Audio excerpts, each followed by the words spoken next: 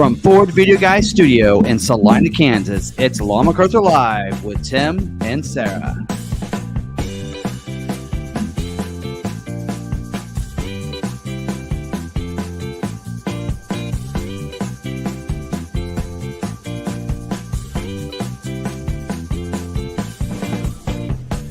For all the information on ordering and production, Ford news, recalls, debunking all the fake news on social media, and whatever's on their mind, here's your host, Tim and Sarah. Welcome in, everybody. Hopefully you guys are enjoying it. What are we? Episode 138, I believe, tonight. I believe so. So you can catch these streaming on your different podcast platforms if you want. We're going to have those on there available for you. Usually that night, the next day, Wednesday, you can catch those. But we'll have those for you. And yeah, so how you doing, Sarah? Pretty good. Yeah. Good weekend? Yeah. What did we do this weekend? You guys weren't around. Nope. We'll talk about that later. I think we just lazed around the house this weekend. Took it easy. Didn't really do much. So we picked up Will for a little bit. Mm-hmm. I made sourdough flour. So sourdough starter, if you don't want to keep feeding it, you have to discard some of it each time. So I took that discard and I dried it out and I made flour with it. Okay. So I made flour this weekend. Cool. So we went and picked up our camper. We're going to talk about the camper later in On My Mind. As you can see in the stream, we are looking forward to Bronco's Supercell coming up. Actually, I need to move this camera down. And so we're looking forward to that. So we're going to talk a little bit about that tonight, and we'll talk about in preparation of that, my camper. So anyway, so we'll get, that'll be fun. So yeah, so we'll talk about that here just a little bit on My Mind. But yeah, we went and picked up the camper and kind of pulled it back. So are we live? Going good? You checking it out? Okay. Yeah. All right. Checking it. All right. Because I forgot to check that this video is not made for kids on the YouTube thing. So I wasn't sure. I normally go in to have it ready, but there we go. Anyway, so we pulled that camper back and it did great. We'll talk more about that later, but that's what we did this weekend. Yeah. And then your mom on the drive back wasn't going to drive the trailer. So she's shopping. So Monday, I'm amazing how fast Amazon is. Yes. Monday, we're getting all these packages arriving. I'm like, what are all these from? Like, is this the ones you ordered on Saturday? She goes, yep. It's like, dang. So we ordered some stuff for the camper and some other things. And we enjoy those drives because we can talk about different things we don't always get a chance to because we're always so busy. But yeah. Anyway, so it was all fun. So anyway, so that's all. That's what we did there. All right. So let's see what else. We'll get on moving along this week. Let's see. Don't forget membership. You want to talk about membership now? Yeah, I was just highlighting everyone. Thank you all, Train Nation. Where'd that go? They gave us a donation. They did. Tim needs a fresh Mountain Dew. Code Red. All right. Well, he's going live later in just a little bit at 8. So they must have had another game last night. I was actually looking forward to it. I was getting on there. I'm like, and it's either that or because the NCAA tournament was on, but I didn't watch the tournament game. I actually was in there waiting for it too, like checking for it. And I'm like, oh, they're not going live tonight. Okay. So it's kind of one of the things, not Monday night. I like doing that, but it was all right because your mom does like to watch. We usually watch the Voice together. We've kind of gotten into that. Usually once it gets to the knockouts and all that, I'm like done watching it, but it's not as much fun. I always like to hear the commentary on all the judges. But anyway, so we watched that together. And then the new Deal or No Deal Island. Have you watched that? No. Yeah, we watched. Now we're going to tell you everything we watched, but that one's kind of fun. But we've been watching that, and I usually do not like those reality shows. But anyway, but yeah, so there you go. So we're going to miss part of your live stream live anyway, but I'll catch the replay. I think I'll catch the replay. Actually, I did not get a chance to go back and watch last week's replay, but I did get on Johnny's last night. So we do have several different channels we support. I would say we don't support them. Channels we like. Let me say that. And in case you, I guess membership is supporting. Just sharing is support. That's right. and sharing is caring. So yeah, so share out this live stream, like it. That's free, doesn't cost you anything. But anyway, so yeah, we are members of Johnny and on Alternate Nation, so I guess that's a way of supporting. And so we do like their channel. It's a lot of fun. So I love Alternate Nation's real fun because it's just like being at one of their events about being a Bronco Superstar, chatting with everybody. So it's always fun. Anyway, so yeah, and then of course Johnny was on catch his live stream. Didn't chat a lot, but I did listen to it. And yeah, and there's a bunch of other channels that we like down in the description, including Ali, who's on Alternate Nation, some of them. So make sure you check out those links if you're looking for a channel that you want another channel to follow. Then check those out. All right, and don't forget we do have merch, and we've updated Bronco stuff. Yes, I'll get the Maverick stuff on there when we get back from Supercell, but might have Jeff work on it while I'm gone. Oh yeah, that'd be a good one.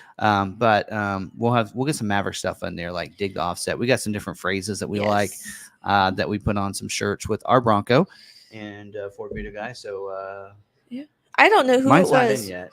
Have yours merch? We ordered a bunch of merch. It said it should be here on the 10th, but tomorrow's the 10th. It says it's still in processing.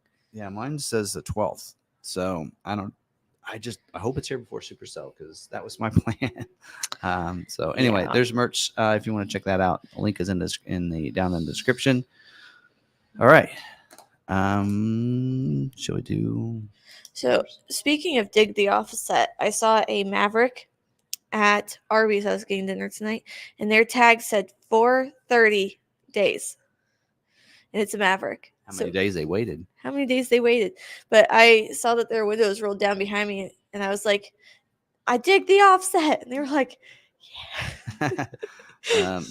There's some Bronco people I noticed at Supercell last year that they had their days. How long they waited they had for their actually Bronco. They had gone to KFC across the way, saw how busy it was, and then hopped over to Arby's. So then they were behind me. Anyway, let's see what else before we get into, I guess, going over members. Some of the videos we had go live in the last week. I think it was Friday. We had the 2024 F-150 door code, how to get your door code because you no longer get the card anymore with the vehicles. So we went through how to do that. And then also once you get that code, how easy it is to reset your door code or set your own code in that video. So that went live last week if you want looking for that. And then also Maverick Monday was the 14th, and it was inspired by the camper, going to get in the camper. So we talked about towing and hauling and that kind of stuff, things to think about with that video. Hopefully, guys, everybody enjoys that. And I didn't want to go into like all the things you need to think about with towing, and some other people brought up some other stuff, and I'm glad they put those in the comments, but it was more of just a main overview of towing and such with relatively light loads, like a little camper. And then on my Ford Video Guide channel, not today. I was hoping to have it today, but maybe tomorrow we'll have the camper walk around. If you guys want to see that on my Ford Video Guide channel, as well as I actually just now finished installing the dash cam. So I had a little bit of time. I was ready for the live stream about an hour ago, and I was like, I'm going to go see if I can finish that up. I ran all the wires this morning, and so I finished that up. So that video will go live also this week on my channel, and then we'll do a Bronco Supercell walk around on the Bronco as well. So be looking for those videos on my personal channel. And then next week, all kinds of goodies. Yep. All right. Members? Yes. All right. So how do you become a member, Sarah? I forgot. If you'd like to become a member, you're going to hit that join button right beside the subscribe button. It'll list all of the membership perks for you and give you the breakdown on what's going on. If you're an iPhone user, you have to do things a little bit differently. You have to go into your web browser, go up to little a and big A, and request desktop browser. And at that point, you should be able to see it. All right. And you can find all of our content. You can find it under the membership community tab a lot of times. But really, if you just go to our main page, McArthur, then you will be able to see all the membership videos there if you're a member. So the videos are there whether you're a member or not, but you won't be able to see them unless you're a member. So it's kind of a teaser for some of that stuff. And we do videos, a live stream every Friday. Yes. We do also do on Saturday a lot walk typically. If I'm not here, then I try to do something fun if I can for members. This week I was going to do that, but it was so windy both Saturday and Sunday that I didn't, because the mic would have just been, wouldn't, even with the whisker, I think it would have been bad. So yeah, so you're going to get that extra perks, and then shout outs on here and early access to videos. So usually at least 30 minutes before the video goes live to everybody else, the members get a chance to watch it first. So there you go. Some pretty good perks for $5. Yeah. There you go.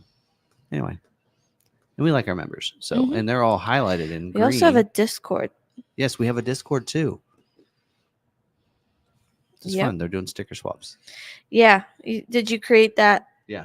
Thread I created, on there? whatever it's called. Anyway. Oh, people would like a pet page. For pet pics? Yes. Instead of vehicle pics? Yes. Okay. All right. I think I can figure out how to do that. All right. We can do that. Oh, Brandon said that they updated on Apple.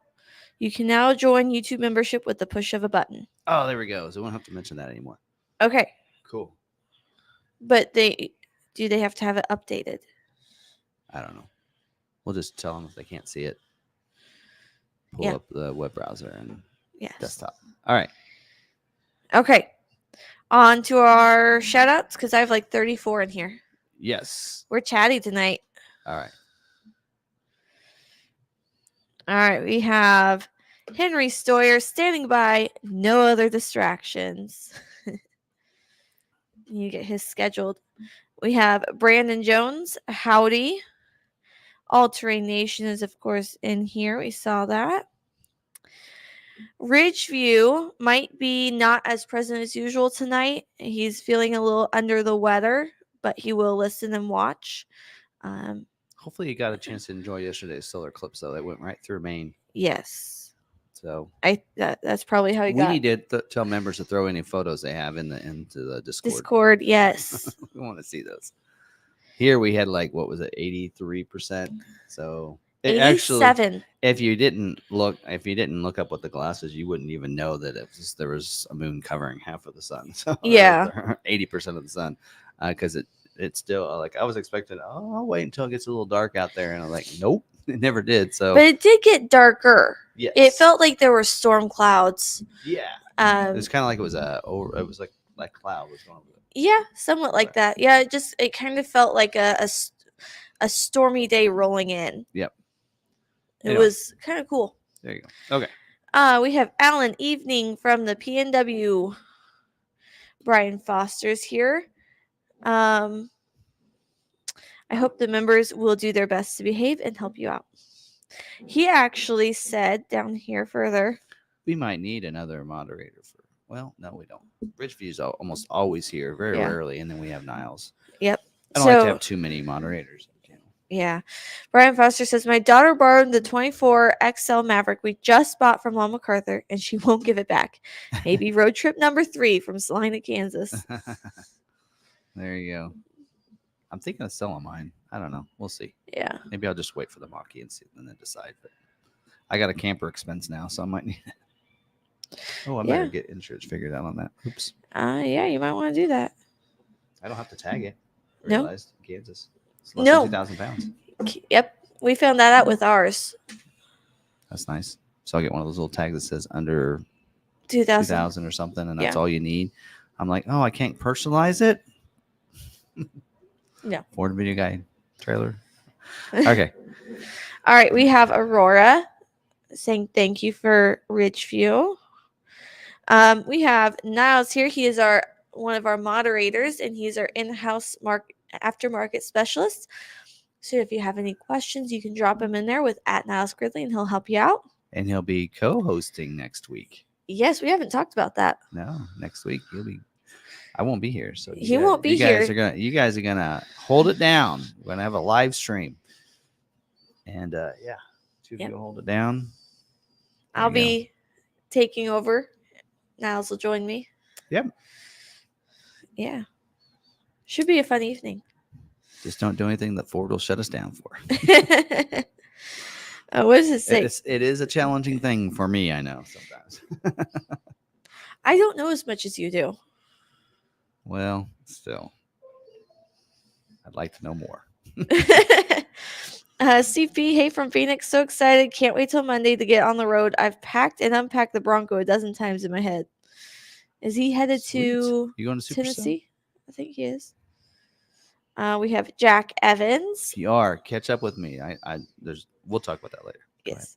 Hello, friends from Augusta, Georgia. Heaven on Earth this week. Yes, we're doing a theme of tomorrow or Thursday night's event is the PGA, whatever it is. Yeah. Golfing, the theme, whatever it is, the Masters theme for that event. Oh, okay. So, all right, we have Ghosting, get well soon. Steve P, hey Jack. We also have Elizabeth, evening everyone, perfect day. Saw eclipse yesterday and celebrating my 24th anniversary today. Congrats. Well, thank you for joining us on your 24th. Yeah. Yeah, 24th anniversary. Yeah. Homemade tonic is always good. That must have been a heck of a watch party. Mabsim, barely made it in time, but I'm here. Well, thank you. And he's a member of 11 months. There you go. We have Brian Foster. Good evening from a warm day in Southern California. And I might have double people in here. You guys are chatty tonight. I want to make sure we get you covered. We have Anthony. Hey, Tim and Sarah. Hello, my fellow members. The year went by fast. Looking forward to another year. Wow. Terry McGee. Good evening. Steve Young. We have Montauk. Encouraging Brandon Jones. Alan just sent something to Tim for you, Sarah, and Tim. We'll keep an eye out. Someone else we're supposed to be getting some package. You might need to check over there. There was someone I helped out get their private offer from their dealer. And so they said they wanted to send something just to say thank you. Okay. I got an email about it, but we haven't seen the package today, and it's supposed to come today.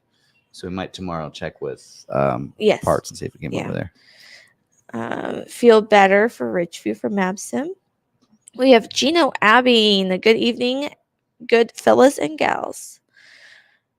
Altering Nation, smash that like button. Preston Swafford, when do the dealers get notified that an order is being built? Yeah, let's save that for scheduling. Sorry. I'm just chugging along. Yeah. All right, we have Jack Evans, member for 31 months. Wow. You and Ridgeview are right there. Yep. Neck and neck. We have Elizabeth is at 19 months. Brandon Erkey. Any known delays on Bronco Heritage 2-door? Yeah, we'll save that for scheduling as well. We will save that. We'll cover those in the scheduling stuff, so we'll keep that together. We have Jay in here. We have Bruce White. My son just bought a 24 Maverick, got to finally drive one on Eclipse Day, helping him out with all the things I would have done when I almost got one. Making sure. Okay, and we have Mike Lyons. Hello, everyone from Oklahoma. Yep. And then I'm behind by 16 comments. Get anything from Raptor content here too. Yes, here it is. Hey, when does my vehicle get here? Well, in my professional opinion, it'll get there between now and the end of time, but maybe never. Yeah, it's hard to know exactly for sure, but we'll cover some of that stuff about scheduling and production and such like that here in just a little bit. So yeah, we also have Ridgeview says neck and neck with Jack Evans for sure. 31 months. Craig Mock says he sent a couple of eclipse pictures from Oklahoma. All right, grab those. Let's see. I think that was everyone. And I got Mike. Okay. Oh, fear not. I'm a professional maker of made-up stuff in case someone has a question that can't be answered. Let's say 78% of all facts are made up. Yes. Anyway, Brandon's a year. All right. Well, let's keep rolling. So we'll keep the chat going there. Do you have a good dealer moment? Yes. I always have one. Now that I have control, now that Brian gave me control of the wonderful list. Got a lovely Maverick customer that's happy. That we made happy. I gotta check, make sure these connections are tight because I noticed that one was actually almost unscrewed. I was like, that would have been good. I'd be able to hear me. It might have been good. All right. Yep. Brandon Jones got to 1 year. Wow. All right. Gotta make this one big so I can see what I'm looking at. All right. It just amazes me how many people want to stick around and listen to me. Tell you what, growing up, I was an introvert and I didn't think anybody wanted to listen to me. So, hey, this is awesome. Yep. All right. You ready? Yes. We got to hit this slide.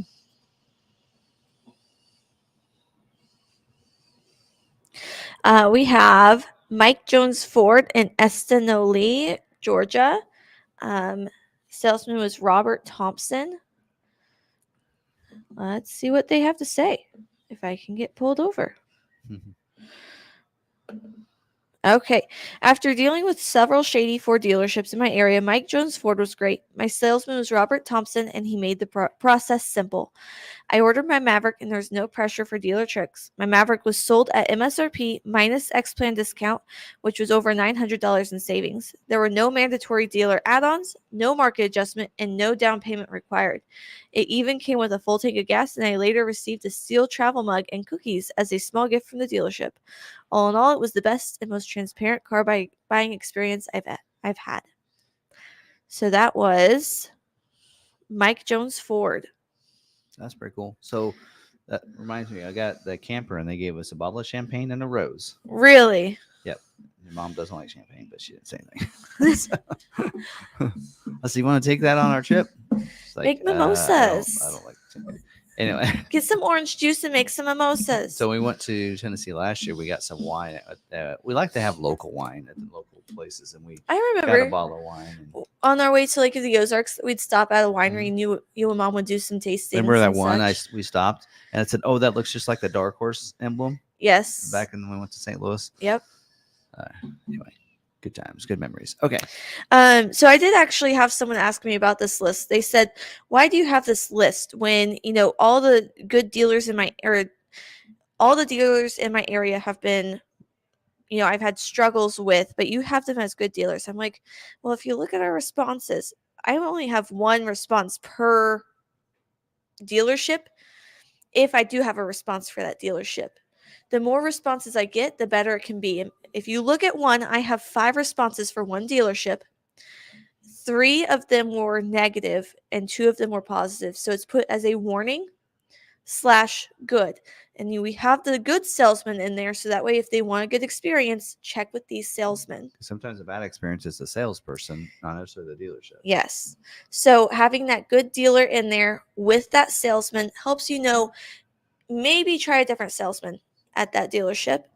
Or, if you did have a bad experience, tell us. So that way we can make other people aware and we know what's going on. And you have that right. Like here at McArthur, if you are having a struggle with one salesperson and you call and say, you know what, I don't want to work with that salesperson, but I want to work with your dealership, then we will give you a different salesperson. Mm-hmm.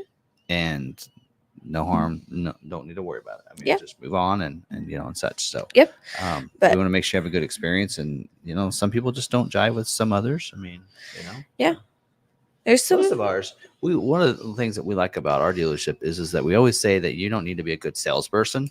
You need to fit into the family. Mm-hmm. And we can train and teach you how to be, a salesperson. But it's all about how you treat people and how you fit in with everybody else. You have to be able to get along with everybody else. Mm-hmm. And if you're a great salesperson, but you're just arrogant and everything else, and you don't get along with anybody, you're not going to be here. So it doesn't matter how good you are, because they try and keep it a family dynamic. Yep. So, all right. But anyway, that's what that list is for. Yep. So, so some people have had some good, dealings with that, and us here too. I mean, we've had some negative reviews. That's the thing about Google and such, is that we have had some bad experiences. We're not perfect. We may have had a bad experience in our finance or something, or with one person. But hopefully it's not overall. For the most part, we have great reviews for most of our clients and most of the sales guys and finance guys. But there might have been a bad day. A sales guy had a bad day or whatever. We always tell them to leave your troubles at the curb. Is what we try to tell them when they come in. But things happen. We're not perfect. And so as long as we strive to fix a problem, if there was one, hopefully that's all that we can do. Can't. I always tell, I tell Jeff that too. Like, well, we can't change the past, but all we can do is move forward from here. So, and try to figure out what we're going to do to fix it. So, anyway, all right, that's that. Mm-hmm. Make sure I don't pound on the desk. I figured out if I pound on the desk, that's how the camera moves. All right. So next thing on our agenda, scheduling notes. Yes. All right. Should we get started on that? Yep. Any questions before we get into that? If you have any questions about scheduling, pop them down in there. We'll answer those after we get to the scheduling notes and everything. And then we will, get those answers live here. Yep. So instead of, we do record that for Wednesday to go live as its own video. But if you're watching this live, you can get your questions answered tonight, right after we go through the scheduling information. And then you don't have to wait till tomorrow and when I can get back to you. So, thank you. Before we do that, our Raptor 24, thank you for that donation. Appreciate it. Hello, everyone. So for some reason, every time I see your name, my brain thinks RR Raptor. Yeah. It stands for Ranger Raptor. I know what it is. Like Raptor is Bronco Raptor. It's the B Raptor, but I know what R Raptor means. But my brain. We got some fun, good dealer moments or dealer things to talk about. Two big things that were kind of that came out. We're going to talk about, as well as some pricings changes too. So anyway, all right, but let's get into scheduling first. Let me get the right clip. Just so we know, Good Dealer list is on Maverick Truck Club. Yes, Maverick Truck Club. Yes, I've been meaning to share it with the other forums. All right, ready? Yes. All right, let's going to go ahead and get started on scheduling. And now this is scheduling for this week information. And we do have the new set of allocations for this month. So every month the allocations reset. And it usually doesn't happen like on the first of the month. It happens, dealers have to get those allocations in, what they earned for the month. And then they usually get in and everything. And then they start scheduling, usually the week after that. So it's usually the second full week of the month is when they start that. And that is this week here. So we're going to be talking about, this is really the first week for a lot of these models to scheduling for those production dates in the month of June. So this is for June allocations. Here we go. So let's first, before we jump into that, let's get into the terminologies. And if you're watching this, the recording on Wednesday, you can just hit the timestamp, move forward. If you're watching this live with us, just bear with us. This is for those of you that watch frequently. This is not new news. For those of you that don't, then this hopefully you guys get some information from this. So, all right. So first terminology is the order bank. This is where the dealer will place your stock and retail orders. So when you go into your dealer and you place that order, that goes into the order bank. And that's where they place that order. Now, retail order, that is that customer placed order right there. Stock order, that is an order placed by the dealer for stock or lot inventory.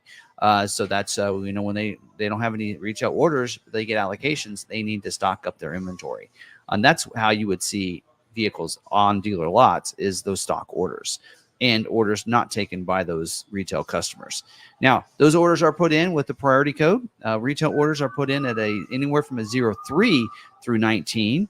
And then anything for stock is 20 to 80 for those. Lower the better. That's why retails are always looked at before a stock order will be.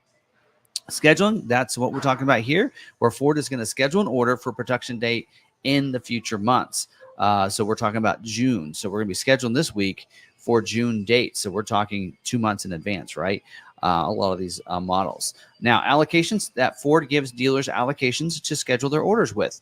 And dealer needs an allocation to schedule an order in the order bank, whether it be a stock or a retail order, an allocation is needed. Dealer earns those allocations from their sales of each model within their region, with some exceptions. I think Maverick is the only one now that's it's based on a mix, not just Maverick. So most of them is just based on how many F-150s you sell, how many Rangers you sell, and yada, yada, yada. So for those. Now, constraints, that is an option that may be in short supply or take longer to build. And that could be based on the next word there is the capacity. That is a planned production rate of a given motor trim and option.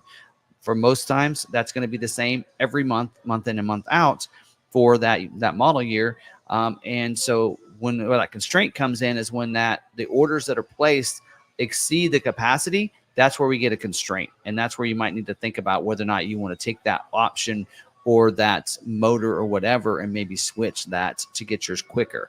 That's some things you have to think about. Job 1 and Job 2, those are production runs within a model year. They split into two model years, or 2 job runs, I should say, in case they want to introduce something new, like we're going to talk about in today's episode with the Bronco Raptor. They have a new package available, and that'll be a Job 2 availability for that. And we're seeing that with some other options too. We saw that with Mustang, and we did see that with F-150 with the Pro Access tailgate. Balance out, that is the end of production or balance out for particular model or option. Edge is balanced out. They are now no longer scheduling any more edges for scheduling. All right, so that's that information. So let's dive in first and talk about the Mustang.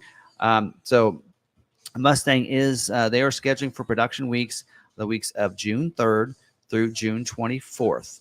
And then this is going to be a retail scheduling only. So those are customer placed orders. They're going to schedule those first. And that we typically see that the first week, retail onlys, and that way we can make sure those retail orders get in. So anytime you're ordering, you want to try to get those orders in before the end of the month so that way they can be looked at. Because if you, let's say you order, a week in, let's say you order next week, well, you're going to miss out sometimes for a whole month before it can get scheduled, because after retail, they're going to be looking at retail in stock. So that second week, you can still get retail scheduled as well if there's not a retail in there, but they will give that dealership a stock order.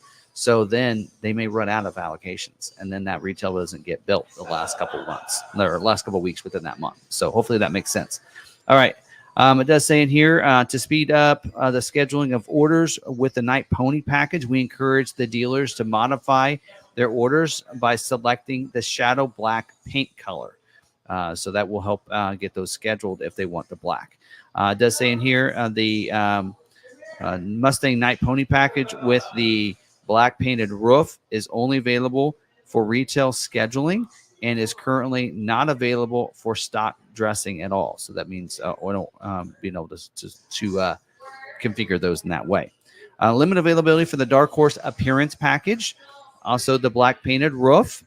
So like I said, that's why they're saying if you just do black, then it helps.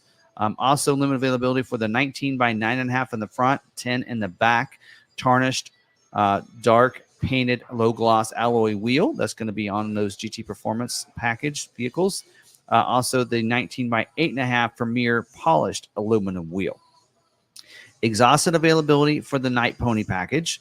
Also the 20 by 9-inch premium painted aluminum wheel. The 19 by 9 in the front and 9.5 in the back, carbonized gray painted aluminum wheel. So usually when you see those staggered wheels, those are your GT Performance package ones. Also the 235/50 ZR18 black sidewall all-season tires is also exhausted. So you might ask, for those that are new, limited versus exhausted. Limited means that they have some in there, and they can schedule a few, but not a lot. It's not going to be readily just easy to schedule. Exhausted means they don't have that much, and it's going to be very hard for an order with those options on there to get scheduled because they're exhausted. So that's how that works. Now, I forgot to mention, order banks are open up for the 24 Mustang, and there's currently 1,085 unscheduled retail orders in the order bank for the Mustang right now. All right, moving on to the 24 model year Escape. Order banks are open up for those as well. There's currently 445 unscheduled retail orders in the order bank for the Escape. They are scheduling this week for retail only scheduling for the weeks of 6/3 through 6/24. So those weeks. So retail only first week. Not really any constraints or anything to worry about on Mustang or the Escape, really. Everything's well within the capacity that they have, so should be good to go. Next is the 24 model year Bronco Sport. Order banks are open up for all configurations here for the Bronco Sport. There's currently 166 unscheduled retail orders in the order bank. So there you go. Not really too many things to worry about. With only 166 unscheduled retail orders, production levels are a lot higher than that, so you shouldn't need to worry about what configuration you have. You should be good to go. They are scheduling retail only this week. for the weeks of 6/3 through 6/24, like most of the other models. Next is the 24 model year Ranger. Order banks are open up for the 24 Ranger, so you can place those orders. There's currently 1,338 unscheduled retail orders in the order bank with no, really, they don't list any constraints on the Ranger whatsoever. They are scheduling, it says only scheduling for Raptor orders this week. So there we go, for the weeks of 6/3 through 6/24. So Raptor only this week on the Ranger. It does say here, Sim Raptor orders were created over the weekend for dealers with open allocation. So if you have an allocation, but you didn't have an order in there, Ford pretty much loaded an order for you. So you might want to go in there, dealers, and look at those and make sure that's going on. If there's a retail order in there for you and you had an allocation, they wouldn't have done that, only if there's no orders in there. Limited availability for the forged beadlock capable wheel. First time seeing that on the Ranger. So there you go. Okay, next is a 24 model year Bronco. Ordering is available for all trim levels with the exception of the Heritage and Heritage Limited. They have actually been closed since December. So there you go. There's currently only 2,454 unscheduled Bronco orders in the order bank. Should be okay with about any configuration. We got a couple notes in here, though, that we'll go through. They are scheduling for the weeks of 6/3 to 6/24. Only scheduling for Raptor, two-door Heritage Limited, Everglades, and Retail Heritage Standard. So Heritage, so the Heritage Edition, all the specialty ones, with the exception they won't schedule for is four-door Heritage Limiteds. So there you go, and Everglades. So no availability, it says, for the four-door Heritage Limited. Just kind of covered that. Also important note here is Raptor orders will require a mix in the order bank of 50% optional beadlock and 50% standard wheel. So when they go to schedule those, if your order doesn't schedule, it may be because they already have that, all the ones that they can do on the beadlock. And since that order was a beadlock, it didn't get scheduled. So there you go. Not much else other than that on the Bronco. Should be good to go. We'll talk later news about the Job 2 new package for the Raptor. So maybe you want to hold off for that. So make sure you check out, if you're watching the recording, check out last night's live stream. And as well as we're going to do a separate video that should go live either today or tomorrow as well on that black appearance package for the Raptor. Next, 24 model year Maverick. The order banks are open up for the Maverick. You can go ahead and place those orders. I would recommend you ask your dealers if they have open allocations, because the way Ford did allocations for the Maverick was really kind of screwy this year, because it wasn't based solely on your sales volume of Maverick like it is every other model. It's a mixture, and they told dealers ahead of time at the beginning of the year. It's the only model they did this with out of all of them.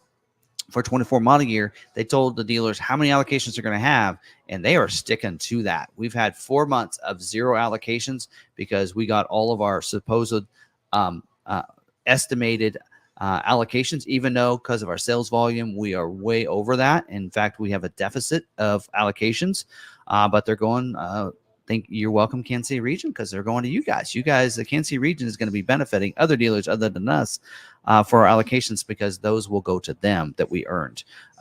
So make sure you ask your dealers if you have available allocations and whether or not they're getting any allocations. That would be very important, because we got 17 customers that aren't going to get their scheduled with us that have retail orders, which isn't right. But I know there's dealerships getting stock scheduling this week, but that is the way it goes. So for those dealers that are getting allocations, congratulations. Here you have retail scheduling only for this week, and they are scheduled for the weeks of 6/3 to 6/24. Oh, I forgot to mention there's currently 11,016 unscheduled retail orders in the order bank. That dipped below 10,000, but has jumped back up there again. So there you go. Some notes on this. XL availability, it does say in here 21%, but they did tell us on the wholesale notes this last week, that it was supposed to be 25% on this. So maybe they just didn't update the sheet. Does say required orders. They are needing XLT or Lariat orders with the 2.0 EcoBoost engine and the trimmer package. They need the trimmer off-road package as well. No other notes there. And yes, there's currently still 63% of those 11,000 orders that are XL. So that's the biggest constraint. Also, 73% of the 11,000 orders are also hybrid. So that's going to be the biggest constraint if you have one of those things there. Otherwise, should be good. Other than I'd stay away from your bed covers and your optional liners. Even though they didn't mention it in here, this week might not be a big concern, but later the bed liners, the optional spray-in and drop-in liners are going to be a constraint probably next week or the week after. So keep that in mind. That's typically what we've been seeing this year. All right. Next is a 25 model year Explorer. Order banks are open up for those right now, so you can place those orders. They're currently only 2,231 unscheduled retail orders in the order bank for you there, and they are scheduled for the weeks of 6/3 through 6/24. Retail scheduling only this week for those that have a retail order in the system. Limited availability for the 2.3 liter EcoBoost engine. Also, limited availability for the Ford Blue Cruise, which is that's the optional Blue Cruise. So I'd recommend some of those packages are going to come with Blue Cruise as standard equipment. Is to don't get the optional package. I don't know why. Why is that constrained?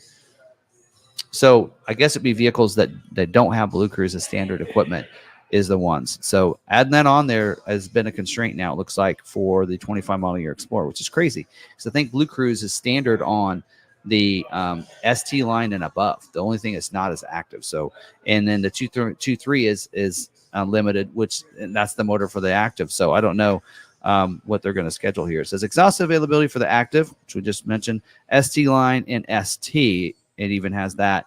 Also, the 21 by 9 inch aluminum premium finish wheel that's standard on the Platinum. The 20-inch carbonized gray painted aluminum wheel, which is available on the active 4-wheel drive. And the 18 by 7.5 aluminum wheel, which is standard on active. And then the 20-inch luster nickel painted aluminum wheel, which is standard on Platinum. We're only like a month into scheduling for the 25 model year. We already have a lot of constraints for the Explorer, which is a shame to see there. All right, next is a 24 model year Expedition. Order banks are open up for the Expedition right now. Currently 475 unscheduled retail orders in the order bank, and they are not scheduling this week. So we don't have any notes because they are not planning to schedule for the Expedition. So, all right, that's all I have for that. 24 model year Mach-E. Order banks are open up for all the Mach-Es. In fact, I'll have a video coming out probably tomorrow, the next day, on the Mach-E. With some new numbers. We now have the numbers for the 24 model year, and now you can order online. So that was opened up today. I did notice that. Currently only 36 unscheduled retail orders in the order bank, because the order banks have been open for a while on those with your dealer. So you can either order with your dealer or order online for a Mach-E. They are scheduled for the weeks of 6/3 to 6/24. Retail scheduling only for this week on the Mach-E. No other notes there. So. All right, next is the 24 model year Super Duty. Order banks are open up for the Super Duties. You can place those orders. There are currently 14,859 unscheduled retail orders in the order bank. That dropped significantly from last week. It was like 20,000 last week, I thought. Wow. So you're talking 5,000 orders got scheduled last week. So we're now down to 14,859. Wow. Okay. We'll get into some of these numbers here in just a second. Let's go through the notes here for this week. Scheduling for weeks at Kentucky Truck Plant of May 6th through June 3rd. Sorry, I had to think about what 6 was. June 3rd. Ohio Truck Plant is scheduling for the weeks of 5/27 through 6/3. So I'll just go with the numbers from now on. 24 model year allocation data is currently unavailable. Okay, they actually, the information went down. That's actually back up now. Not sure what the deal is there, but they disappeared there for like a day or two. Required orders, they are needing F-250s and 350 XL and XLTs with a 6.8 liter without the heavy-duty alternator and the fifth wheel prep package. Alternator's okay. That's that fifth wheel prep package that messes that up. And they also need 7.3 liter motors with the XL and XLT without the gooseneck hitch prep package, the fifth wheel gooseneck prep package. That's 53W. So they're looking for orders for that so they can keep that plant running. It does say XL 6.8 liter gas orders. Okay. That's just a note for dealers. And they also said they can do spray and bed liners because they have enhanced the capabilities or capacity at the spray and liner facility, so they can take orders with spray and liner. All right. Limited availability for the Limited and the King Ranch series. Also for the 225/70R 19.5G traction tire that with the 4x4s. That's your 450 and 550 chassis cabs. Also the 225/70R 19.5G. That's optional on the 450 and 550 chassis cabs. There you go. Those tires are the TGK option and TGM option. 4x4 front axle that's available on the 450, 550, and 600 is limited. The 4x4 front axle that's available on the 450 and 550. Also, the Max Recline seats, that's option 90M. That there is also going to be constrained a little bit. It says that one's also, it's standard on the Limited, optional on the Lariat, King Ranch, and Platinum. So that's going to be constrained a little bit if you have that option. Also, the leather 40 console 40 that's available on the Limited, King Ranch, and Platinum is also limited availability. And then the 203-inch wheelbase, the fuel tank with the low sulfur diesel fuel, that's limited, as well as the fifth wheel hitch kit. That is it's not optional on the King Ranch Platinum and limited because it comes with it. So that is also limited as well. So you might take note of that when you have those orders placed and why they're not scheduling. There you go. And don't forget, King Ranch Platinum Limited, they're way over the orders over their capacity. So that's just going to take longer for those to get scheduled for you. All right, next is a 24 model year F-150. Order banks are open up for that. We're on job 2 now. There's currently 5,880 unscheduled retail orders in the order bank. They are scheduled for the week of May 27th this week. And it says orders required. They need 801A Raptor orders. A lot of people not getting their Raptor 37s.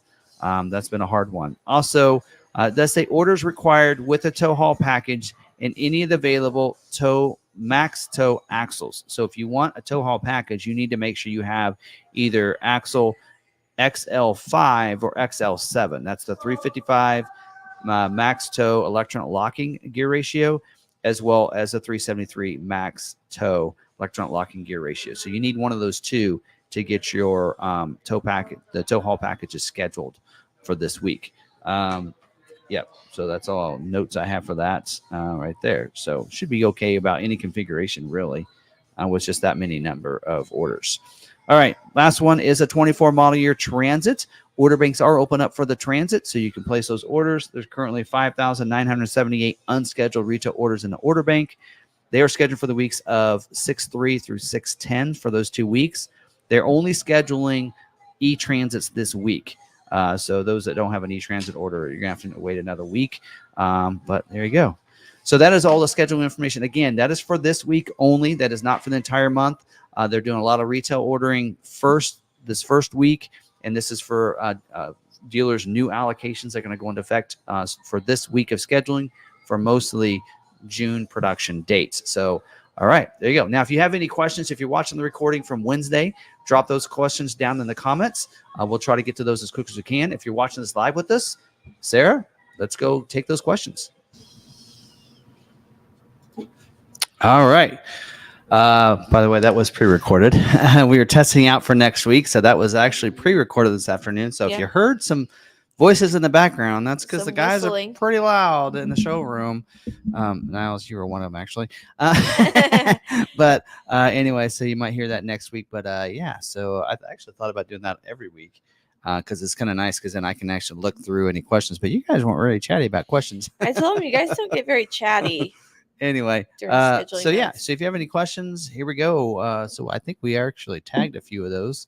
We have 14 questions in there. All right. Well, let's pull those up then and get them going. So. Yeah. Okay. First off, Ragnarcon says, I think we need to look into a Mountain Dew membership. Yep. I was going to actually not mention that I was recorded and then notice if anybody noticed that I switched Mountain Dews. All right. What else? Let's see. We're going to start from the top. We had some questions before we went on in the video, so we'll cover those. Is it common to take 6 months for an order to be filled? Depends on the model, depends on the constraints, depends on your order configuration, your dealer's allocations. Just like I mentioned in there, there's a lot of things that go into that. Scheduling and allocations is a big one. If your dealer doesn't get an allocation, like for us, we get one transit allocation a month. Yeah. Well, if we have 50 orders, that's going to take 50 months, right? Yeah. I mean, and we tell people that, hey, just want to let you know, we're not a big dealer for this, and we have all these orders, and it could take that long. So it really depends on all that. So anyway, but yeah. All right. Brandon Jones says he noticed that you had one, but assumed that I got it for you. How would I have known how to do that if you didn't tell me before? You usually always leave during the scheduling. Yeah. So I would have just gone and gotten you one. Like, oh, they're saying you need a new one. Okay, here you go. I went and got tea. I actually have tea in mine this week. Yep. All right. Mom's listening in. She's at school. Anyways, no Bronco Black Diamond scheduled this week? ? Not this week. Nope. Usually, see a lot of them, as I mentioned, going through there, a lot of those that first week is usually always retail scheduling. When it comes to Bronco and some of those that have specialty builds, a lot of times that first week is the specialties. They want to make sure they get those scheduled, manually allocated. A lot of those, like your Bronco Raptors, F-150 Raptors, Ranger Raptors, and some of those. And then on the Bronco lineup, also you have the Everglades and Heritage Limited Editions. Those are all kind of like manually allocated. They usually will schedule those first and make sure those get set into a production somewhere within that month before they start bringing in other orders around those. So those are the first ones they always make sure, which is why there's no Bronco Black Diamond or any other trims this week. So it's going to be only those specialty ones. That usually happens the first week, and that's what I've noticed in the last year and a half. So, are there any known delays on the Bronco Heritage 2-door? No, in fact, not really. There's no delays on them. Again, dealer has to have allocations first, and as long as but if your dealer has that Heritage Edition is not the limited. If you had the limited, I'd be concerned. But as long as you have the Heritage Standard, is what sometimes now Ford's starting to call it. If you have just a Bronco Heritage Edition, as long as the dealer has an allocation, they will try to schedule those first. So I don't see why you wouldn't. All of ours got scheduled. So at this point, we don't have any Heritage Editions that need to be scheduled. But that should get scheduled with your dealer. 2-door and 4-door. In fact, we had, I think, a 2-door that's being is Craig Mock's a Heritage Edition? Or am I thinking? One of our members is a Heritage Edition 2-door, I think, and it's coming in. Not Craig, maybe? No, not Craig. His is a 4-door. I can't remember. It's on to my tongue. Anyway, but yeah, they are scheduling Heritage Edition 2-doors and 4-doors right now. In fact, on the Heritage Limited Edition, they're scheduling the 2-doors and not the 4-doors, as I mentioned. So, yeah. But something you may look at is what you have on that Heritage Edition order. Make sure you don't have too many accessories. So these accessories are pretty cool, but if you have too many on there, they have to have all those in stock to schedule yours for production. So they get those from other sources and other suppliers and such. If they don't have them all for your order or available, or they're in short supply of one of those, if you say you have 6 on there and they're in short supply of one of the 6, they won't schedule yours because that one is a problem. I don't know of any of the accessories that are, but I always like to point out the fewer of those different, just like on the trucks, the fewer of those bed things on there, the better your order is to getting scheduled. The more simple it is, the easier it is, and that kind of thing. So, all right. Are we sitting in the number 1 spot for a F450 at your dealership? This order is getting to be as long as my Bronco Raptor. Yeah.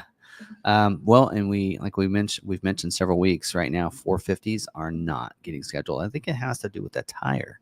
So that supplier is not getting the tires for all the 450s. 450s in general has always been something different. Maybe if we try going to 350 for you, we might speed it up. So we might consider that. But I think we have 15 F450 orders that need to be scheduled. I think it was 17. I think we're around 15. Not sure where you're at in that line. Of course, it all goes by priority and then by date and then, of course, configuration. But yeah, so we might, I don't see hardly any 450s getting scheduled right now. I think we had one schedule like 2 weeks ago. I don't think any got scheduled last week. So 450 has been a big one. As I mentioned in the dealer news, the tires that comes with the 450s are the constraint. Serious constraint too. So everybody's having a hard time getting those 450 scheduled. Christopher had the Heritage 2-door. Yes. Okay. Yes. It started with the C. Yeah. Craig or Chris? Any idea when 25 Maverick order banks will open? We haven't had any information on 25 Maverick. Probably this summer. I kind of have an idea within 2 months. So we're talking this summer. Yep. I have a Ranger Raptor on order, but haven't received any notification about scheduling yet. The dealer told me that they had an allocation when I ordered in March. Do you think I will be scheduled soon? Okay, so if they had a allocation in March, it needed to be used in March for an order.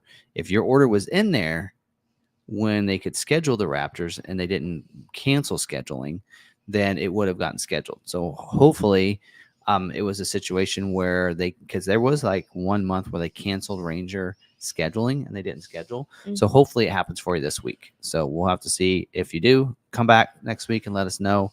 But hopefully it schedules for you this week.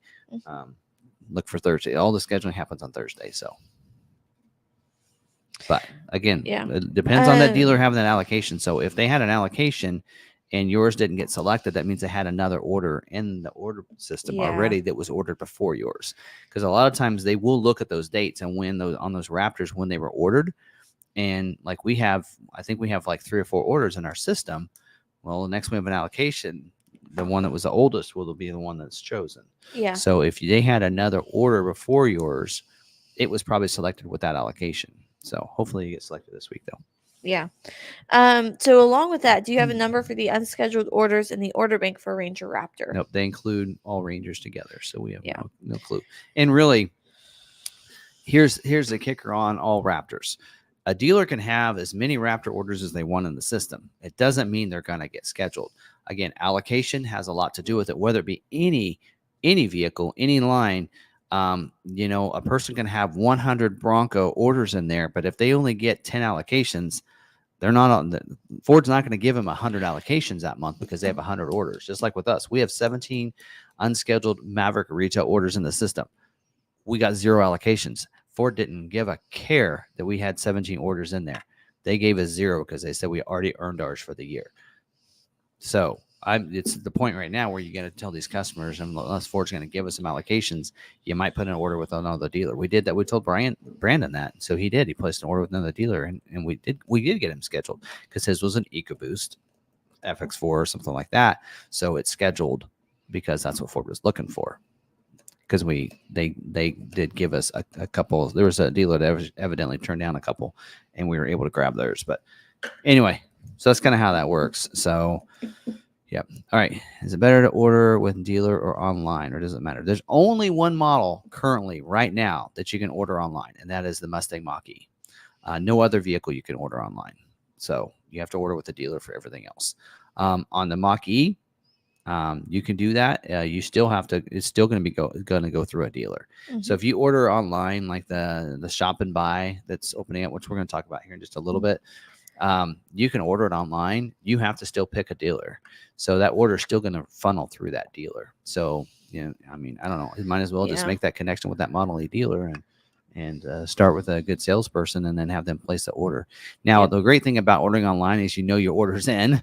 Whereas when you order with the dealer, they have to order it and hit submit. So you're relying on the dealership to do it right for you. But so that would be the only kicker there. Yeah. Maybe have that conversation. And then if you want to order online, let them know, hey, my order's in there. Because once you order online, the dealership still has to go in there and accept the order.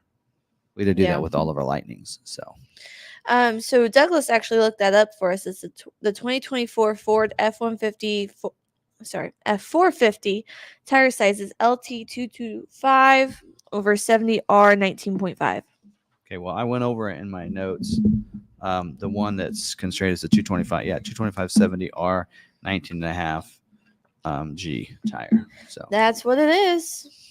Yep. And so all your that is it has in here, it did break it down 450 or 4x4s and then non 4x4s. So all your 450s and 550 chassis cabs and 450 and 550 chassis cabs. Last week it actually said all 450s and 550s. So this week I think it's good news that just says chassis cab, and like Henry, yours is not a chassis cab. So that actually could be a benefit. So maybe they are making a change there and they're able to try to get those tires out for the non-chassis cabs. So maybe we're in good luck this week and we'll get get some of those 450s actually scheduled finally. Yeah. So, I mean, it was pretty huge to see that number go from 20,000 to 14, just under 15,000 in 1 week. That is good news. I will say this, they are taking a long time getting out of that plant though.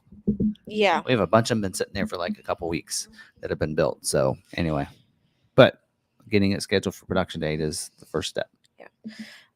We are not taking orders for 24 Maverick. I wouldn't recommend it. No, but we will take a pre-order for 25. So, yep. We aren't really taking information because we have no idea what's going to be on the 25, what options will be available or anything. But we will get your name on a list to get you with someone once we are able to. Yep. Yeah. We're not, just because I wouldn't, we could take your order, and we can put it in the system. I mean, the order bank still open up, but that's not going to get you a private offer because Ford has said that they will not be doing private offers for 24 to 25. Won't carry, yep. So that won't get you a private offer. It won't get you price lock, nothing like that. So if we wouldn't be able to get your order, we don't want to take your order and then not be able to get it. Yeah. So we'd rather say, okay, we've hit our limit. Let's get you ready and, get you on the list for 25. Yep. Or order with a different dealer. I mean, we have, like I said, the good dealers lists on Maverick Truck Club to go through if you're looking to go ahead and you don't want to wait, or just trying to find one at a dealer. You might look at our inventory before ordering with us, because we have a lot of different. Actually, right now, our entire Maverick inventory is all hybrid. Yes. We sold all of our EcoBoost. Well, kind of helped that we actually had our EcoBoosts that were like 12,250 below MSRP, which we were losing money on. In fact, right now, I don't think anybody else is going below MSRP, but we're $500 off MSRP on all of our Mavericks. Yes, and we have 35 of them. We have 35 So if Mavericks. you'd like to take a look at that, Effie, we can certainly work with you on one of those. Yeah. So you don't have to wait. Reach out to me at sarahdavis@McArthur.com, and I can certainly assist you with that. Because right now, if you ordered, you're going to be at the same price as what's on the lot right now. If you ordered, so I mean, because there's you won't get any private offers. Get less.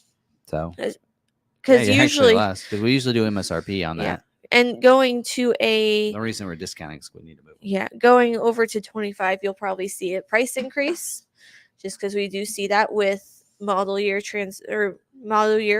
in between. So you'll actually get less than a 35 or 25. So the inventory is coming down. We're kind of, and the reason we're discounting isn't because we're not able to sell them. We're selling them. It's because we have a strategy that I don't know if I want to disclose on hoping to get more allocations. Yes. And that is, we're going to get rid of all of our Mavericks. So we're going to sell them. We're going to make pretty much no margin. Most of those have about a $500 markup on them on the XLT. So we're basically selling them at invoice pricing. And so there you go. Yeah. Can't get a much better deal. Yeah. And someone said, if you wouldn't be the first person who bought off the lot after chatting on Law McArthur Live, I think we're at 8 right now. I've chatted to them in the live stream, and then they look at our inventory next morning. I get them with a salesman. So. Like I said, all of ours are hybrids.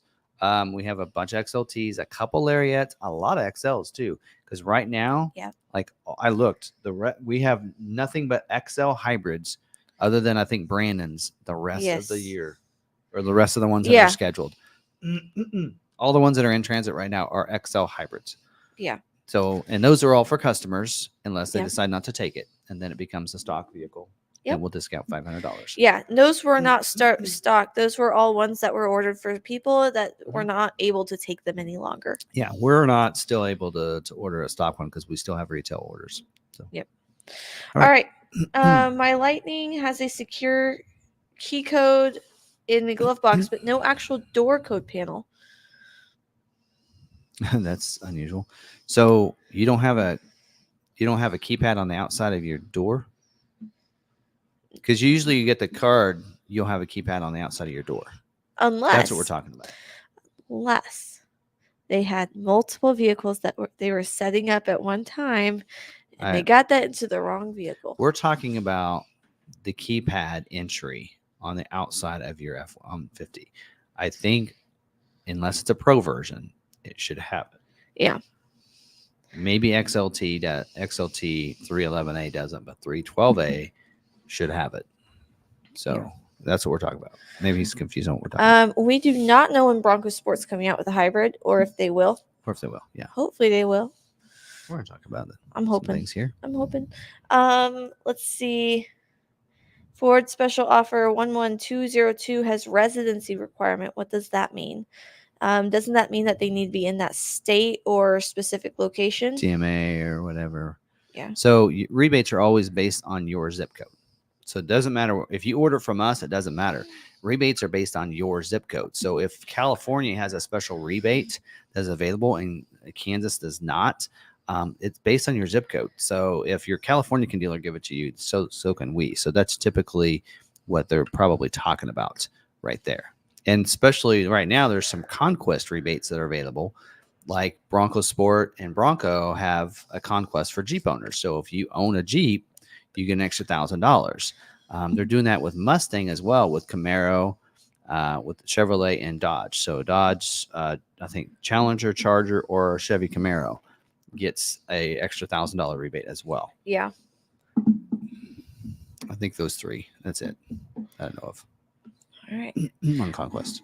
I placed an order for a Lariat Ranger on 4/2 with a 2.3 liter. If my order isn't scheduled and the 2.7 became available, will I be able to change engines without losing my place? Okay. The place in line is a little I think a little misleading a little bit. All right. So yes. So if your order is unscheduled still, when the 2.7 comes out, you can switch motors. Your dealership has to do it for you. When you switch engines, that is basically like reordering, though. Mm-hmm. So, in a sense, it sets your order date. They call it the receipt date. Your order receipt date. That will reset it to that day. But again, the priority for getting a vehicle scheduled, number one, is a dealer needs allocation.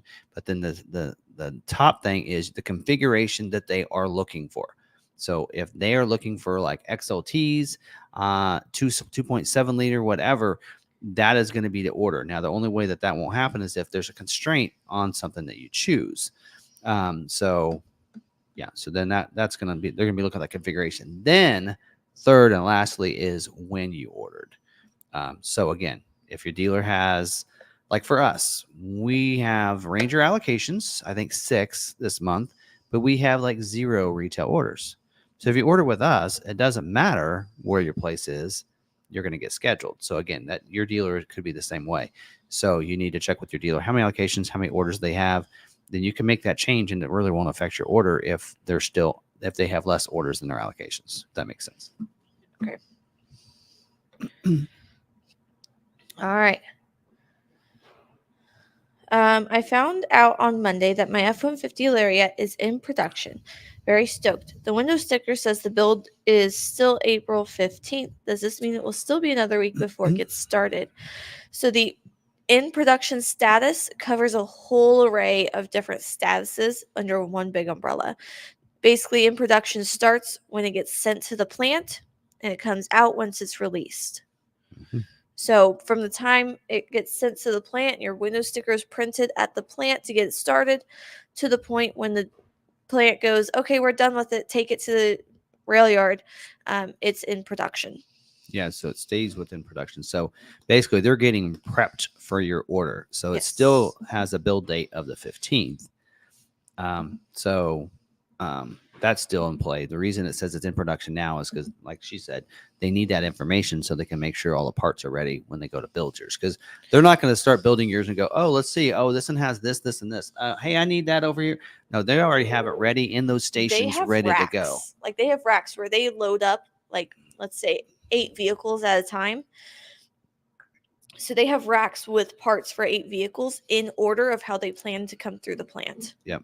And same way on the color, they actually don't paint your vehicle. They've painted all these shells of vehicles. It's like a vending machine. That day they're like, hey, we need 14 blues, Atlas blues. We need this many antimatter blues. We need this many, They go get, and then they get shipped. They get pulled over to the to the assembly plant. They actually paint them in a paint booth, and then so that's in case you didn't know that. That way, they're ready to go as soon as they need them, instead of having to wait on the paint to dry. Right. All right.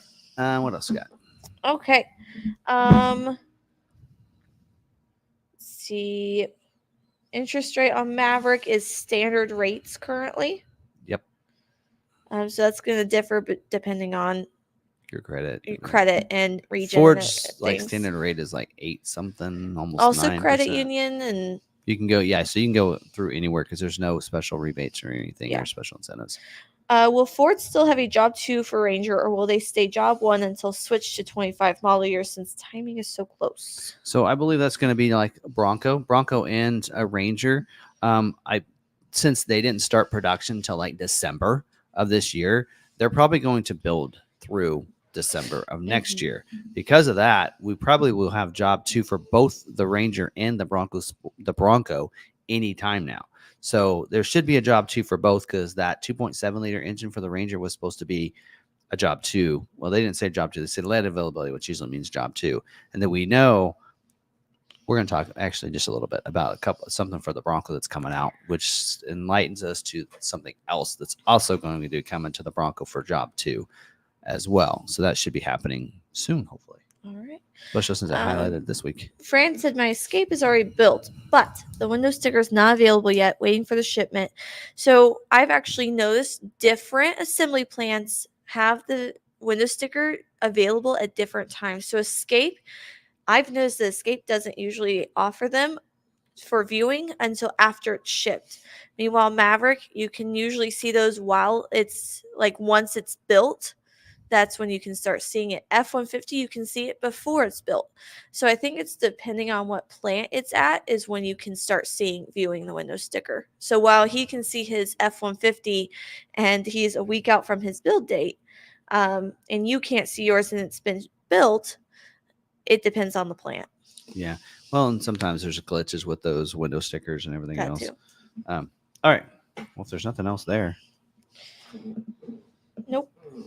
Actually, that's more questions we normally have for scheduling, so maybe you'll have it nice and easy next week. All right. Okay. If not, that's okay. Yeah. We do have a lot of dealer news, but we have no recalls, 0 recalls, so we won't be needing to go over that. And just a couple quick order guide updates. And I don't have an Is It True, so we're going to be able to skip over a couple things. All right. So, dealer news updates. All right, the first one last week on the 3rd, right after this, they did a broadcast for dealers on the GTD. Technically, I guess I can't talk about it because it was for dealers only. But I'm going to tell you that they – I don't care.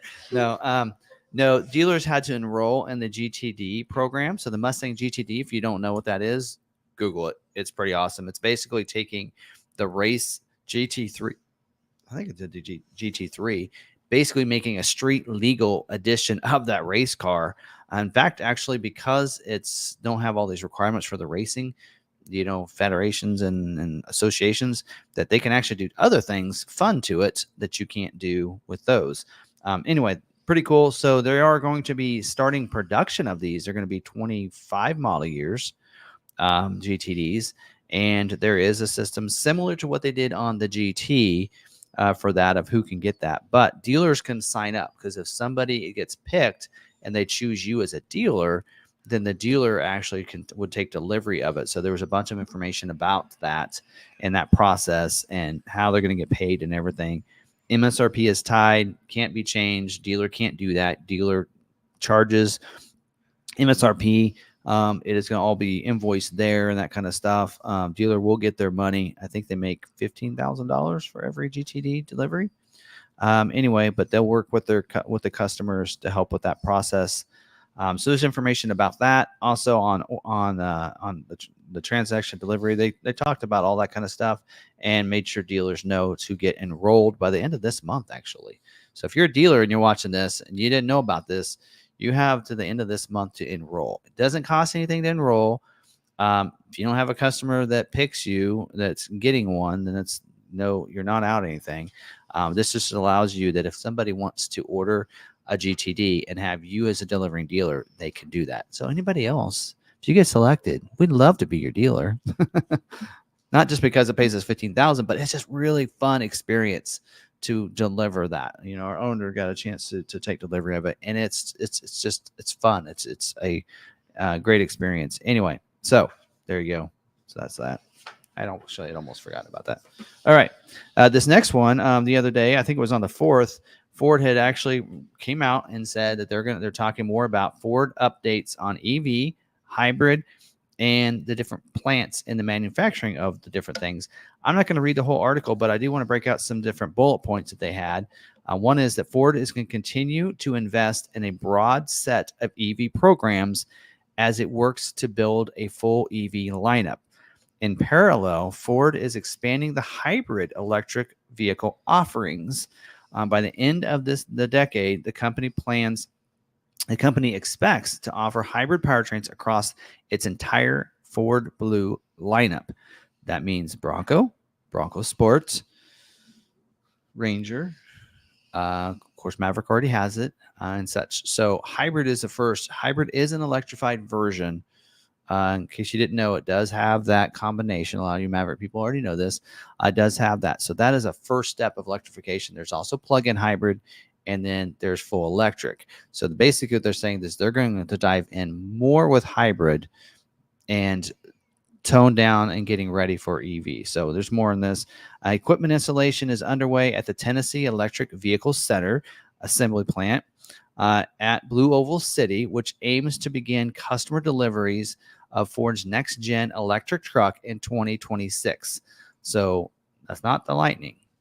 It'll be a new electric truck, T3, but yeah, they're saying 2026.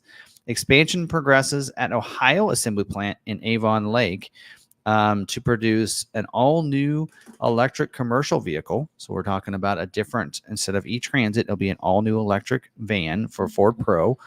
And then it says also construction progressing at Blue Oval Battery Park, Michigan, and Blue Oval SK joint venture battery plants in Tennessee and Kentucky as well. They're still progressing for those because in those plants, they can make more hybrid batteries, right?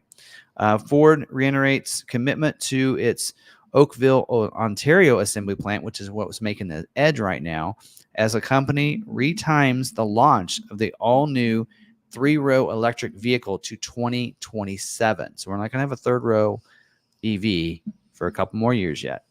And does say also design work continues on future EVs, including a flexible, small, and affordable EV platform by a Skunk Works team in California, which I thought was interesting. So I didn't notice this the first time, but design work continues on Ford's future generation EVs. A Skunk Works team in California is developing a small, low-cost, profitable, flexible EV platform capable of underpinning multiple vehicles at high volumes.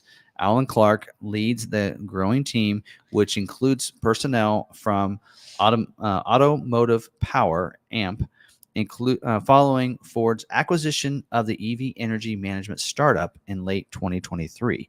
So we're going to get a small electric vehicle, which I think is good. Like the Bolt, something like that, where that can be a great commuter car that's inexpensive, hopefully pricing around the Maverick price, and people can get that. And it's a lot cheaper, half as much as a Model E, or a Mach-E, but there you go. So there's that update from them. All right, the next one is on price changes for the Bronco Sport and the Mustang. So effective April 8th, yesterday, there's been some price increases. Basically, they're adding charges to some colors. So on the Bronco Sport, We're seeing an increase of the cactus gray paint color price to $295. The eruption green, Atlas blue, terrain, all going to cost $295 now. The only thing that's not costing, from what I can tell, is white and black. So they're going to do the Tesla model. A little disappointing that they're doing that. Also increases the Outer Banks technology package price by $110 on the MSRP. On the Mustang, here are the colors that are now getting, that's going to cost you $295. The Race Red, Atlas Blue, Grabber Blue, Vapor Blue, and Blue Ember paint options are all $295. The Dark Matter Gray metallic is $495. So that's a little disappointing. I mean, Race Red, that's not a metallic paint. Atlas Blue, Grabber Blue, those aren't metallic paints. So it's a little disappointing they're doing this, but we did notice this change in another model. I can't remember which model that was now recently, and we'll probably see that roll out to all the other vehicles as well. So now, if you have one on order, if you have a Bronco Sport or a Mustang and it was ordered before April 8th, you are price protected. Automatic price protection. They won't re-invoice them. The dealer should price protect you to the price it was when you ordered. So not having to be charged for that price. Keep that in mind. Don't let your dealers tell you otherwise. I got videos on that. Lots of them.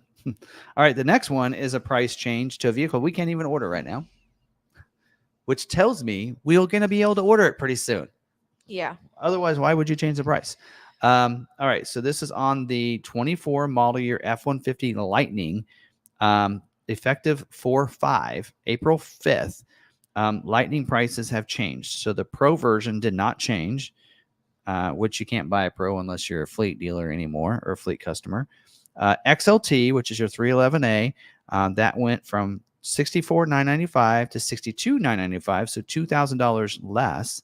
The Flash Edition, the 312A, went from $73,495 to $67,995, so $5,500 less now.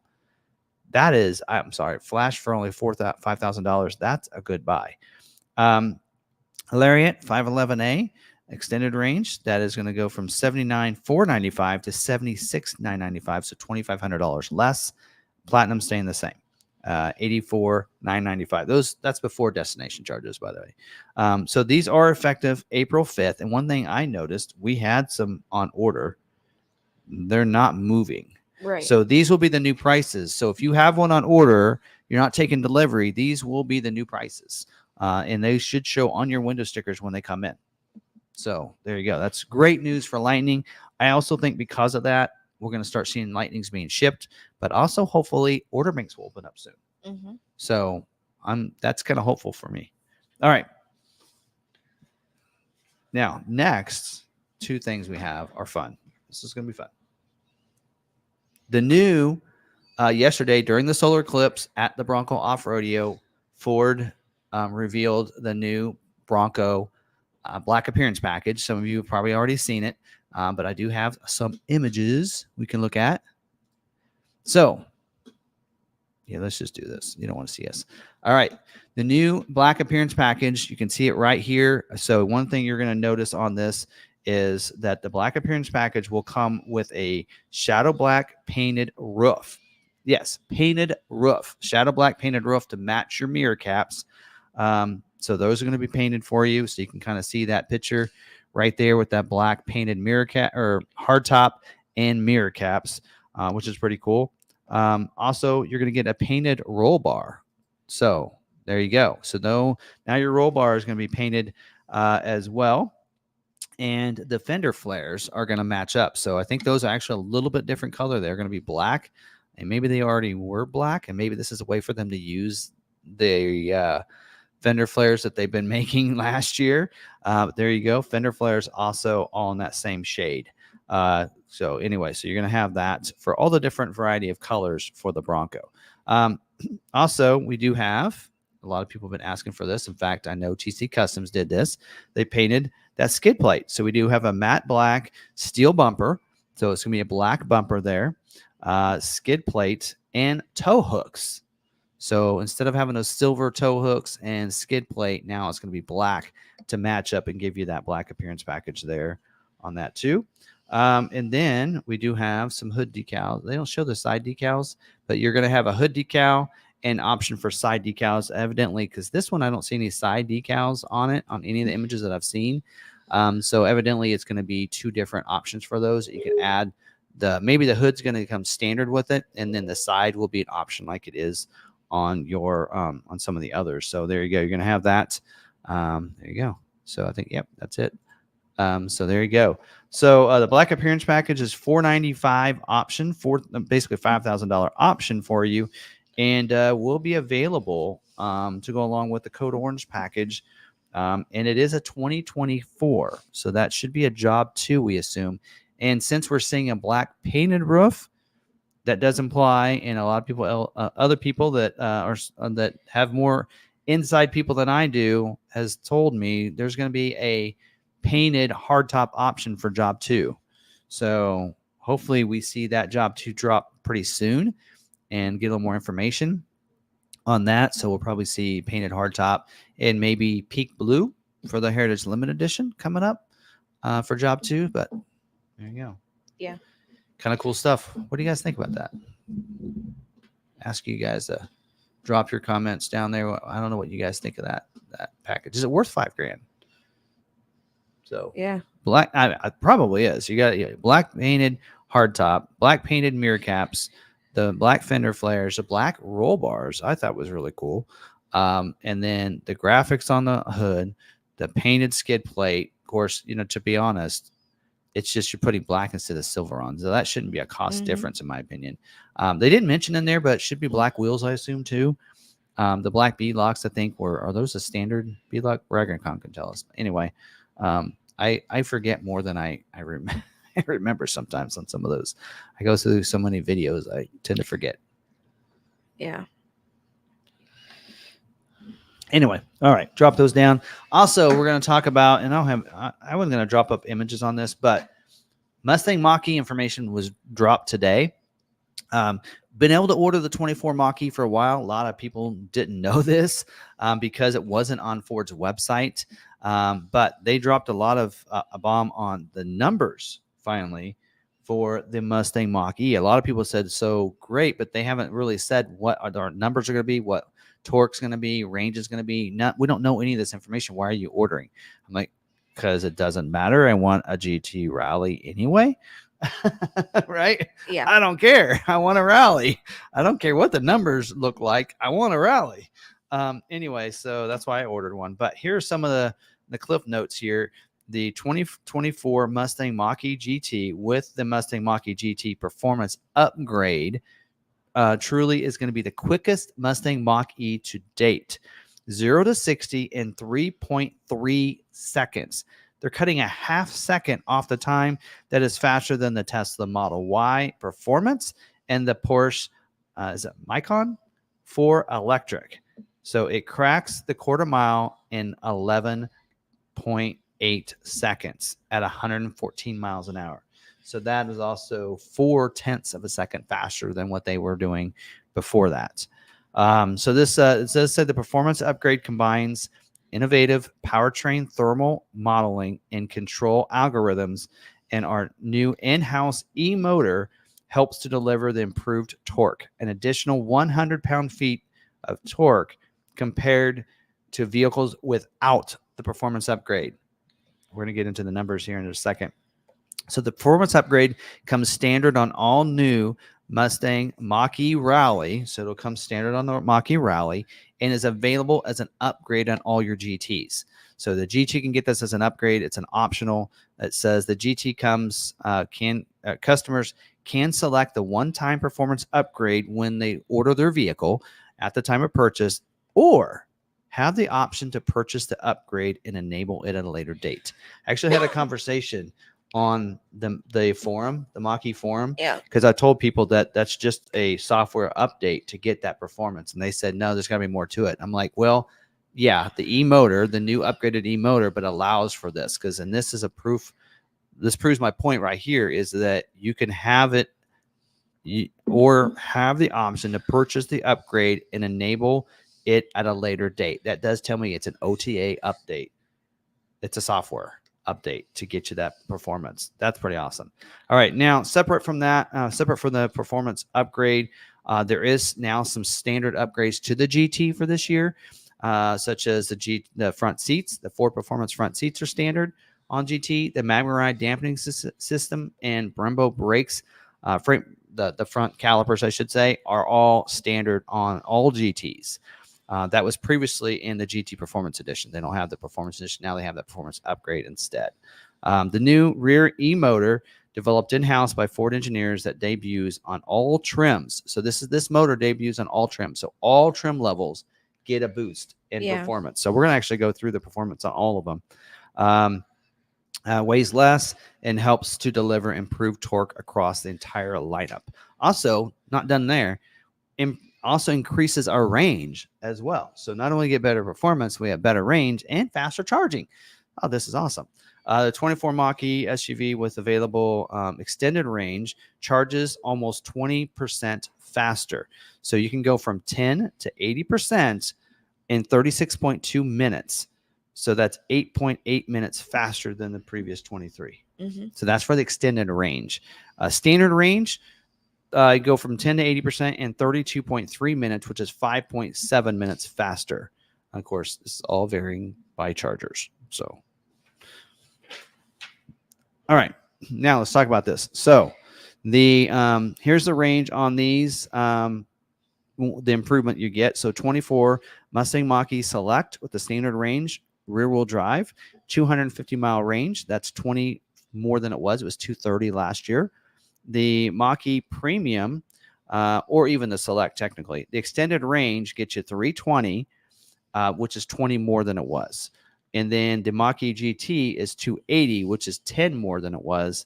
And then the Mach-E Rally is 265. That's new for this year. So, and then don't forget, you have the Bronze Appearance Package and the GT Rally available this year. And lastly, there's prices. We won't go over that because we actually went over that and the price increases before. But I want to go over the technical stuff. So let's talk about the torque upgrades and what it's going to look like for the Mach-E. So on the Select or even the Premium, standard range rear-wheel drive last year was 317 and is now 387. 70 more torque on just the Select standard range. The extended or the all-wheel drive version is going from 427. So it's whether it's extended or standard range, it doesn't matter. All-wheel drive goes from 427 last year to 500 pound-feet of torque. So we're talking 73 more torque this year on just a Select and a Premium. Now a GT stayed the same. It's still 600 still only 600 pound-feet of torque on the all-wheel drive GT. But the difference is when you added the GT Performance Package last year, you got 634 pound-feet of torque.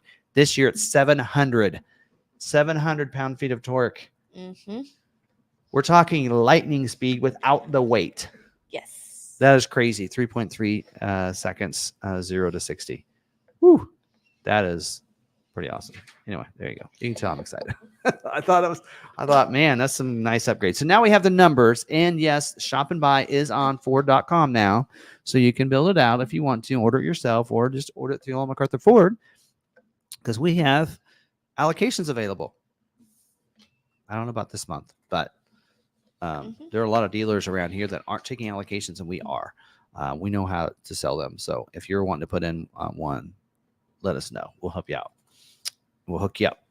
I think what we're doing right now on Mach-E ordering is $2,000 below MSRP. I don't think anybody else is doing that. So on an ordered Mach-E, so let us know. All right, moving on to order guide updates. Only a couple things. Bronco Sport and Mustang order guides did update. The biggest update on these is on the Bronco Sport. They just revised. They added because anytime you have a cost, they put that as an option because it's going to cost you more. So they added those colors: Atlas Blue, Eruption Green, Cactus Gray, Desert Sand, to the extra cost into the optional pages. Mustang, they did the same thing. So they added those cost colors on there. But they also changed because they revised the Dark Horse Performance front arrow splitter. was before included as standard equipment on Dark Horse, is actually part of the handling package. So they updated that to correct their error on that. So there you go. That's that. A lot of stuff there. So, and no recalls. No. And I don't have an is it true unless you guys have a question about whether or not, if you wondering if something is true or not. Did you see the bring a trailer? No. I know our JT is on bring a trailer. Is that what you're talking about? Mm-hmm. What's it up to? Million. Up to $1 million. So we flat with 7 days and 15 hours left. How many days? 7 days. Oh, 7 days. I think it said 17. I knew it was a 2-week auction, so we still 1 week in. It's at $1 million. Yep. Wow. Next Wednesday, it should close around noon. There you go. So if you want a Heritage Edition GT 64, or it's a 2022 Ford GT 2024 sorry GT 2022. Oh no, yes, not a 24. Sorry, yeah, you're right. If it's a 24, we can't sell it. Yeah, 22. Yeah, you're right. We have a 2-year agreement with them. Yeah. 2022. Yeah. Ford GT 64 Heritage Edition. Yes, they only made 15 of those. They say 27 according to their listing. Then they made more than they said. Because originally I thought it was 45 total between all 3 different editions, and it was supposed to be 15 of each. Okay. We went to the auto show when that's what it said. Because they're saying that this is number 1, or this is 1 of 27. Okay. Well, then they changed that because remember when we were at the auto show, Chicago, I think, a year ago, they had one of the different versions there. Yes. And I could have swore it said 15 of each. Yeah, on here it says 2022 Ford GT is one of just 27 examples built in the 64 Heritage Edition. Okay. Well, maybe they may end up making more than what they planned or something.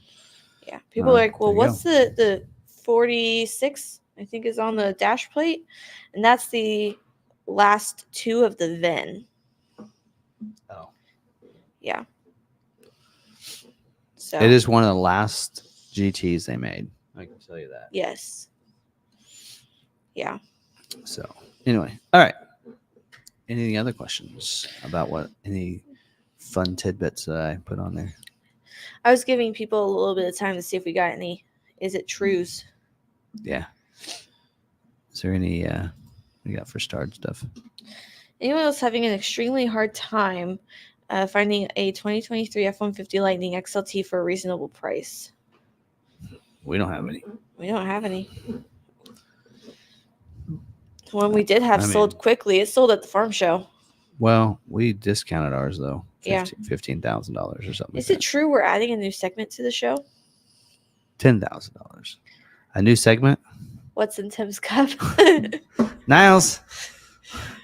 We're gonna have a surprise. I'm not making a slide. We're gonna have a surprise for you next week. I won't be here next week, so you get to see it in the replay. What's in Sarah's cup? All right. So you got any other questions? What about this one right here?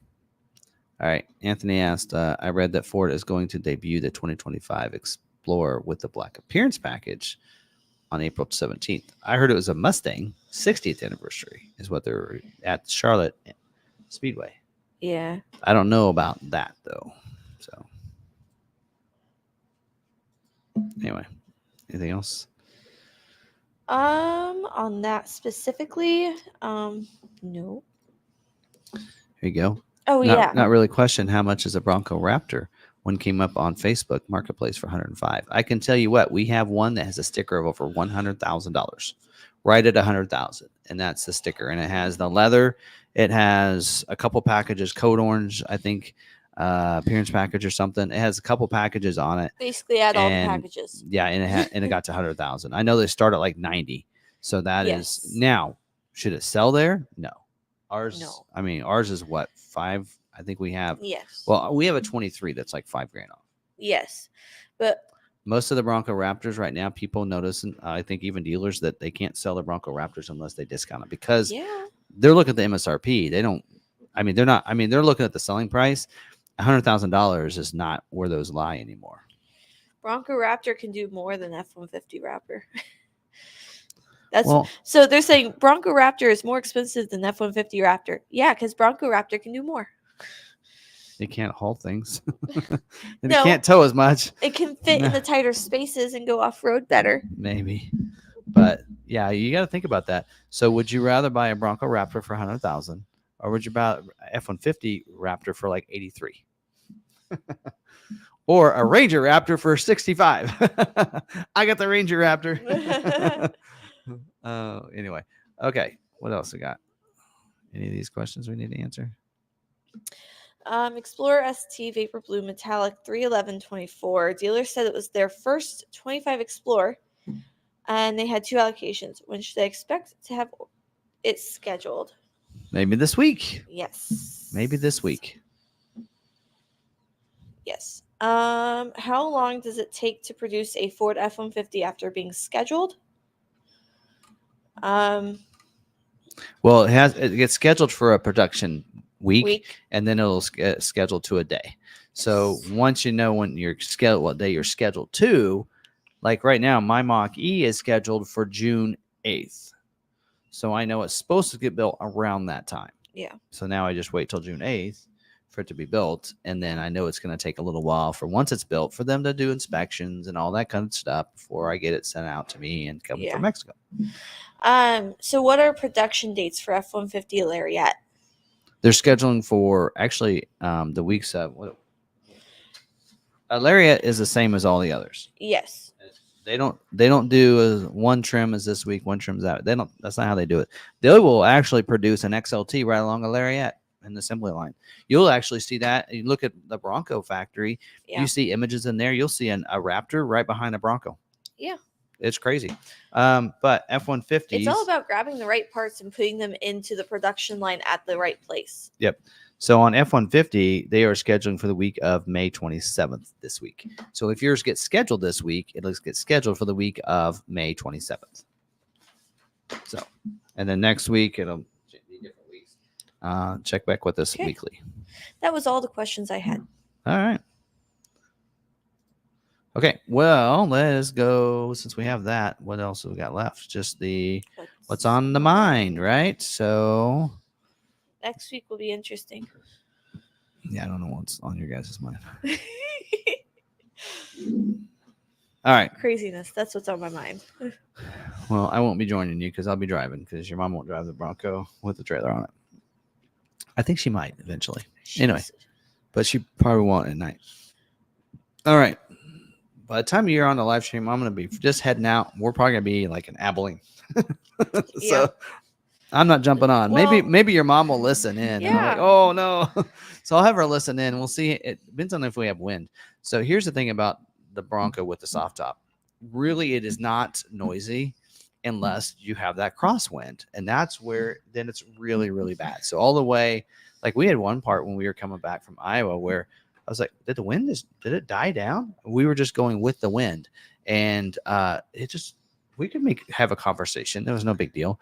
But then once we got that crosswind, and it was like 40-mile-an-hour winds there and through Iowa and Missouri, it was, we didn't really talk much because we couldn't hear. I mean, we had to yell at each other. But anyway, all right. So we're going to Bronco Supercell. I don't know who all else is going. I'm excited to see some people there. We know that Mike McArthur's going to be there. Jack's going to be there. Steve P's going to be there. We do have a customer that's picking up his Heritage Edition, is going to drive it straight from here to pick it up to Supercell. That'll be fun. So, I'll be right behind you. We're going to be driving up. You can have the first of your special edition stickers. Yeah. We're going to go up part way. I should just put it. No, I won't put it on this Bronco. We're going to go part way Tuesday night, stay on the other side of Kansas City, and then we're going to drive the rest of the way on Wednesday. So you'll see me if you're there, Supercell Wednesday or starting Thursday, I should say. But for sure, I won't guarantee where I'm going to be because I plan to go do some different drives, a trail drive at Bays Mountain one day. Don't know if we're going to do that Friday morning or Thursday afternoon. But 2 places you can guarantee to find me in 2 times. Thursday night, All Train Nation is doing something at the distillery. So if you want to join us up there, I'm going to go there. We're going to go there and hang out. So that's that Thursday evening, I think 6 to 8 or something. I'll be there and I'll hang out as late or whatever. And then Saturday morning at the Bronco Nation, the breakfast, pancakes, and they're doing the stickers and everything. I'll probably be hanging out in their booth most of Saturday morning. Those are the two places you'll find me. So if you're wanting to catch up with me, find me definitely in those two places. But also, I'll start posting things on Instagram. So make sure you're following my Instagram at Ford Video Guy. I'll be posting pictures and information on different things that I'm doing through there, as well as on Threads, which is kind of owned by Instagram. So follow me there if you want to know and keep up with me on what I'm doing at Supercell. But be looking for the Ford Video Guy hat. I'll be wearing my hat most every day. I like wearing hats, so you'll see that. If so, be looking for that. And you can't. Henry will be there. You can't, huh? Henry yes, Henry will be there too. Forgot about that. So if you are looking for me, a lot of people don't realize because I'm usually at these or whatever, but I do have a little bit of a gut. So if you're like, oh, that's not him, it probably is. But also be should have Barb will be with me, and so look for the look for her as well. And so yeah, we're gonna have some fun anyway. This will be in Townsend, Tennessee for Bronco Supercell. Yep. And you don't have to have a Bronco to go. Nope. You can go look at all the Broncos. Mike's going to be there. There is a parking. So if you don't want to like your vehicle judged, or if you do have a Bronco, but maybe you don't want it judged, you just want to go check out other Broncos, you could still go. Yeah. And you can park in the parking. And I don't remember how much it is. Yeah. But you can do that. So I know Mike went last year without a Bronco. And he said, "What campsite will you be at?" We are staying at the Little River. Jack, what are we staying at? Jack's staying at the same place. I think it's the same place as last year, Mike. Yes, same place as last year. Which you were there. Same campsite too. You like that campsite? Yeah. Well, okay. Right on the river. It was beautiful. I can't say anything because for our vacation to Colorado, I booked the same campsite that we had for Supercell. Yeah. I do have some images. So we might talk camper video guy here. So here is a look of the camper. So your mom grabbed that picture. She did it in the wrong format, but anyway, her in her portrait style format. Anyway, there's the Bronco pulling it. There it is at the campground on the right side at the camper place there in Iowa. So there you go. I got some images. So yesterday, let me digress here. So yesterday I did a Maverick video, talked about towing and hauling, and I said that pulling the camper was an inspiration for this week's Maverick Monday. And I says, okay, I mentioned it a couple of times. I said, you guys don't want to hear about my camper, but a lot of people said they did. Yes, they do. So Ford Video Guy channel, just search Ford Video Guy. You'll see an image of me. Check out that channel. I'll have a video by tomorrow night of the camper. But you can check out images here. So this is the camper. It is a Flagstaff E-Pro E12S. It is a 12-foot long camper, so very small for a reason. First of all, easy to pull behind that. Does have a nice off-road suspension in here. Yeah. With some all-terrain tires. I can go 75 miles an hour if I want. It bounces a little at 75 though. Anyway, I have dual propane tanks up here, dual batteries, electric tongue that goes up and down, whatever you call that. It's starting to sound like great grandma, by the way. So that goes up and down. There's a light on the front of that as well as a light on the other side. So nice. I can hook up at nighttime. Spare tire, full size spare tire under there. See what else. We got a power awning on the side, which is nice. I can also do it manually if I need to. And then this rail system that you can hook up the burners, no bathroom, burners, and a griddle at the same time if you want, but probably separate, with a little table to put the meat and stuff on. No bathrooms. That was the kicker for your mom. She is very sensitive to smells, so she said nope, no bathroom, no shower. I don't want either one. We're gonna stay at a place as a shower house, and that's what we're doing. I don't want to smell anything while we're camping at night trying to sleep. And I agree. So the inside here does have what they call a gaucho, I think. So it basically it's a couch so we can sit on. So plenty of room there to turn around and everything. You got AC and heat coming out down there in the vents underneath. So all that right under there. Does have an exhaust fan in the roof. 2 windows. Then I did. Did I forget a picture of the rest of the camper? Maybe so. There is out the back. You can open that up, and we have a little kitchenette back there, refrigerator, microwave, sink, right there. And even if you want, you can connect to the top of the roof a little hose, so you could actually shower out the back if you really wanted to, or clean off your boots or something or whatever if you get muddy. This was a nice benefit I liked. So I don't have to worry about a chalk. I don't have to worry about carrying those and stowing those anywhere. I just go ahead and put it where I'm going to. Ooh. Push that over against the tire, and there's one on the other tire as well on the front side. And there you go. It's done. And then also those come down as well. Those are already up there. You just bring those down. So I don't have to worry about any support. I was wondering what that carrying was. Any of that stuff or anything. It just brings it down. I just crank it over here with this. That's some awesome new technology. Yeah, so it's pretty cool. So pretty much, so that is that. I'm surprised I didn't grab the other picture. I had another picture to show what that looks like. Really, that wall's big enough. You could actually mount a TV. There's 2 outlets over there. There's a whole set of outlets over on this nightstand over here with 2 outlets, a USB-C and A. On the other wall, there's 2 outlets. There's 2 outlets outside. I don't know. And then there's 2 more outlets on the backside. So plenty of ways to power different devices. You do sleep. That couch turns into a bed. Yes, you pull it out. And what's really cool about that is I actually, in my video, you'll see this because I do actually highlight that. In the video, I actually show that how you could pull it all. If you pull that all the way out, you have no room between that counter on the other side and the bed. But you do have in front of the door, you have some room. So you can get up there and then push it in. So one person get up, but then that person would have to get out for the other person to get up to move it back. But if you extend it, it's like queen size. But if you extend it and leave one of the cushions up against the wall, then you actually, it may be about full size bed. I think both of us can sleep there. And then you do have room that you can get up and stand between that bed in that cabinet, so you both could stand up inside without having to go outside. Yeah. So that we're going to try that out and see if that's going to work for us or not. But anyway, so there you go. There's the camper. So we'll have that there, enjoying that. And your mom already got because there's a little step that's attached to it, but it's kind of underneath it. So when you're getting out, it's like you can't find it. So she ordered a step that's like a nonstick little step to put in front of it that you can fold down into it. Yeah. And it's really sturdy and everything. So she ordered that. That actually came in on Monday, but it came in damaged. So she sending it back to Amazon, getting it up. Another one's already on the way. As quick as that one came, it'll probably be here by Wednesday. But so we already ordered that. But so pretty cool. Yeah.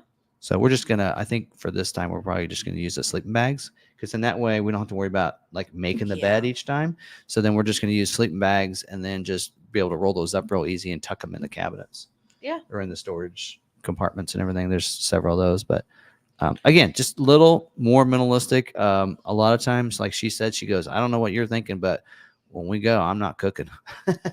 We go on our trips, but we're going to try to camp a little bit more. So we might do a little bit of grilling, like on a Saturday night at the campsite. Yeah. So we want to do some camping this summer. So that's why trying to get out of here earlier in Saturday afternoon so we can go over and set up, and everything else. So I asked Levi, I was like, so would you want to borrow mom and dad's camper ever? He's like, not for at least 5 years. I don't want to take anything new. I'm like, okay. No dogs. Your mom is allergic to dogs. Know. So that's why she'd be a little apprehensive to let you borrow it. We have the the tent. We are planning to take the dogs with us to Colorado. I asked him, do you want to nothing against pets. It's just she's very allergic to them. Yes, she is. And I know that. Which is why we can't borrow the Bronco either, because we do want to take our dogs with us. Yeah. So I was like, do you want to rent a Bronco while we're there? And he's like, why? I was like, so we can go off-roading? He's like, I didn't realize that was the intention of this trip. I'm like, it's not. I just found a passion for something that I really like, and I know some spots that I can get to, like Tin Cup. Like, I know I can do that. But I found something that I'm passionate about, and I'm excited to share it with you and the kids.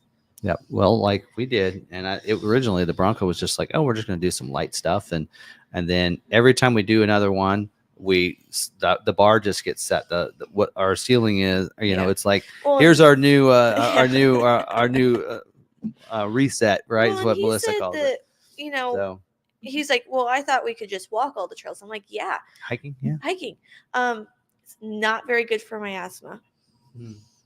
Off-roading, but in Colorado, I mean, fresh off-roading, or in Colorado, I do better. But that year that we went on our honeymoon and we went up Deer Mountain, I had 4 asthma attacks on the way up, and that wasn't even a hard summit. Yeah. So, like.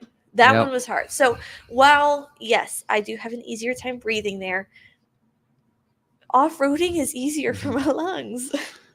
So I get to sit in a vehicle. Harley, she's gonna want a bigger camper after one night. So by the way, she does sleep on that. Okay, so in our bed, we actually have I'm on the left, she's on the right type of thing. So guess what? I'm on the left, so I'm getting into bed first. She's on the right, but she can get out when she wants to. No, we'll see. Because we did the Bronco last year on all of our trips, the tent attached to the Bronco, and she was happy with that. She actually was not the one that wanted to get a camper, by the way. It was me. That was my idea, and she was like, "Are you happy?" Because she didn't really care either way. She goes, "I'm happy with the tent and the Bronco thing." I'm like, well, I'm not okay with water, and tents can tend to leak over time. And one of the tent things support broke on the second trip, and then we found a brace for it to get us by when we went to Colorado, right? Yeah. I mean, and I was like, either we're gonna have to get a new tent poles or we're getting a camper. So that was it was more my idea than it was hers. Which I think I figured out how to keep, because when you're lifting up the tent, it's always hard because you're lifting it up, but it wants to stick to what you've already pinned to the ground. If you go into it and push some air into it, then it won't do that. Yeah. Well, anyway, I'm 50, over 50. I won't tell you how she is. I think I'm done with the tent thing, and I think this is, so we'll see. So really being small, I mean, it was that small in a tent. So to be honest, it should be fine, I think. Yeah. So we'll see. We'll see how things go. I can't think of maybe a little bit more room to move around. There was one that was a little bigger that had a little more room and maybe a little table. But we'll see. Like I said, all the trips we went to, we went to the Bronco Supercell. You barely spend any time How much time did we spend in the tent? It was just a night. We went up in the morning at 8. We're out off-roading somewhere. Basically, you were just looking for a way for it to be leak-proof and no setup. Change inside, heat, cool. This has got basically like a temperature in your house. Yeah. You just, hey, I want it at 72. Boom, or 70 really, or whatever it's at. All you need is to be able to not have to set up temperature and no leaking. We backed up the camper. We did all the stuff, and she goes, "Is that quicker than the tent?" I'm like, I don't know. That's okay. Teardown's easier. I'm like, because we line it up and move that down, and then we actually hooked it back up because we actually had it on the wheel because I wanted to move the front over in the driveway. You notice in that it's a little angled, but that also helps. That angle kind of helps as I pull it out and not hit the next expedition that will be beside it normally. So, but anyway, so other than that, put those things on the wheels, lower those things down on the back, and you're really done. I mean, it'll get quicker the more we do it. Hook up the power and everything, and but having all the lights inside, I think, will be a nice difference, because in the tent you're like, okay, well, here, this light, let's connect it up here and turn it on, and then you're wearing those headlamps everywhere because that's the only light you have. This one's got interior light in the back, light in the front of it. It doesn't have a light under the awning though. That was the only thing that I was a little like, but that's easy to add. Yeah, you can add those. There's one on the front that's that way. It's just trust me, they gave me a camper catalog that's like that thick of stuff, and I'm like, oh my Lord. I was looking through them Sunday. That's pretty much all I did. But I bet you can find all of it on Amazon. And the great benefit of this is that you know how difficult it is when we go and stay at a hotel or something. It's so this in here, we're the only ones sleeping in it. Yeah. So Got to clean it. We'll put a broom in it. I mean, that's it'll be why fine. we wanted a tent. Not only do we want the option to bring our dogs with us, because most places charge you $75 per dog, in Colorado at least. But we want to bring the dogs with us. We want to have room for the kids.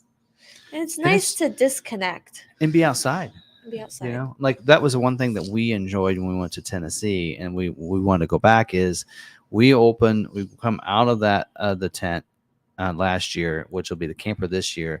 You get out and you step out of that, and there is a river that's going by.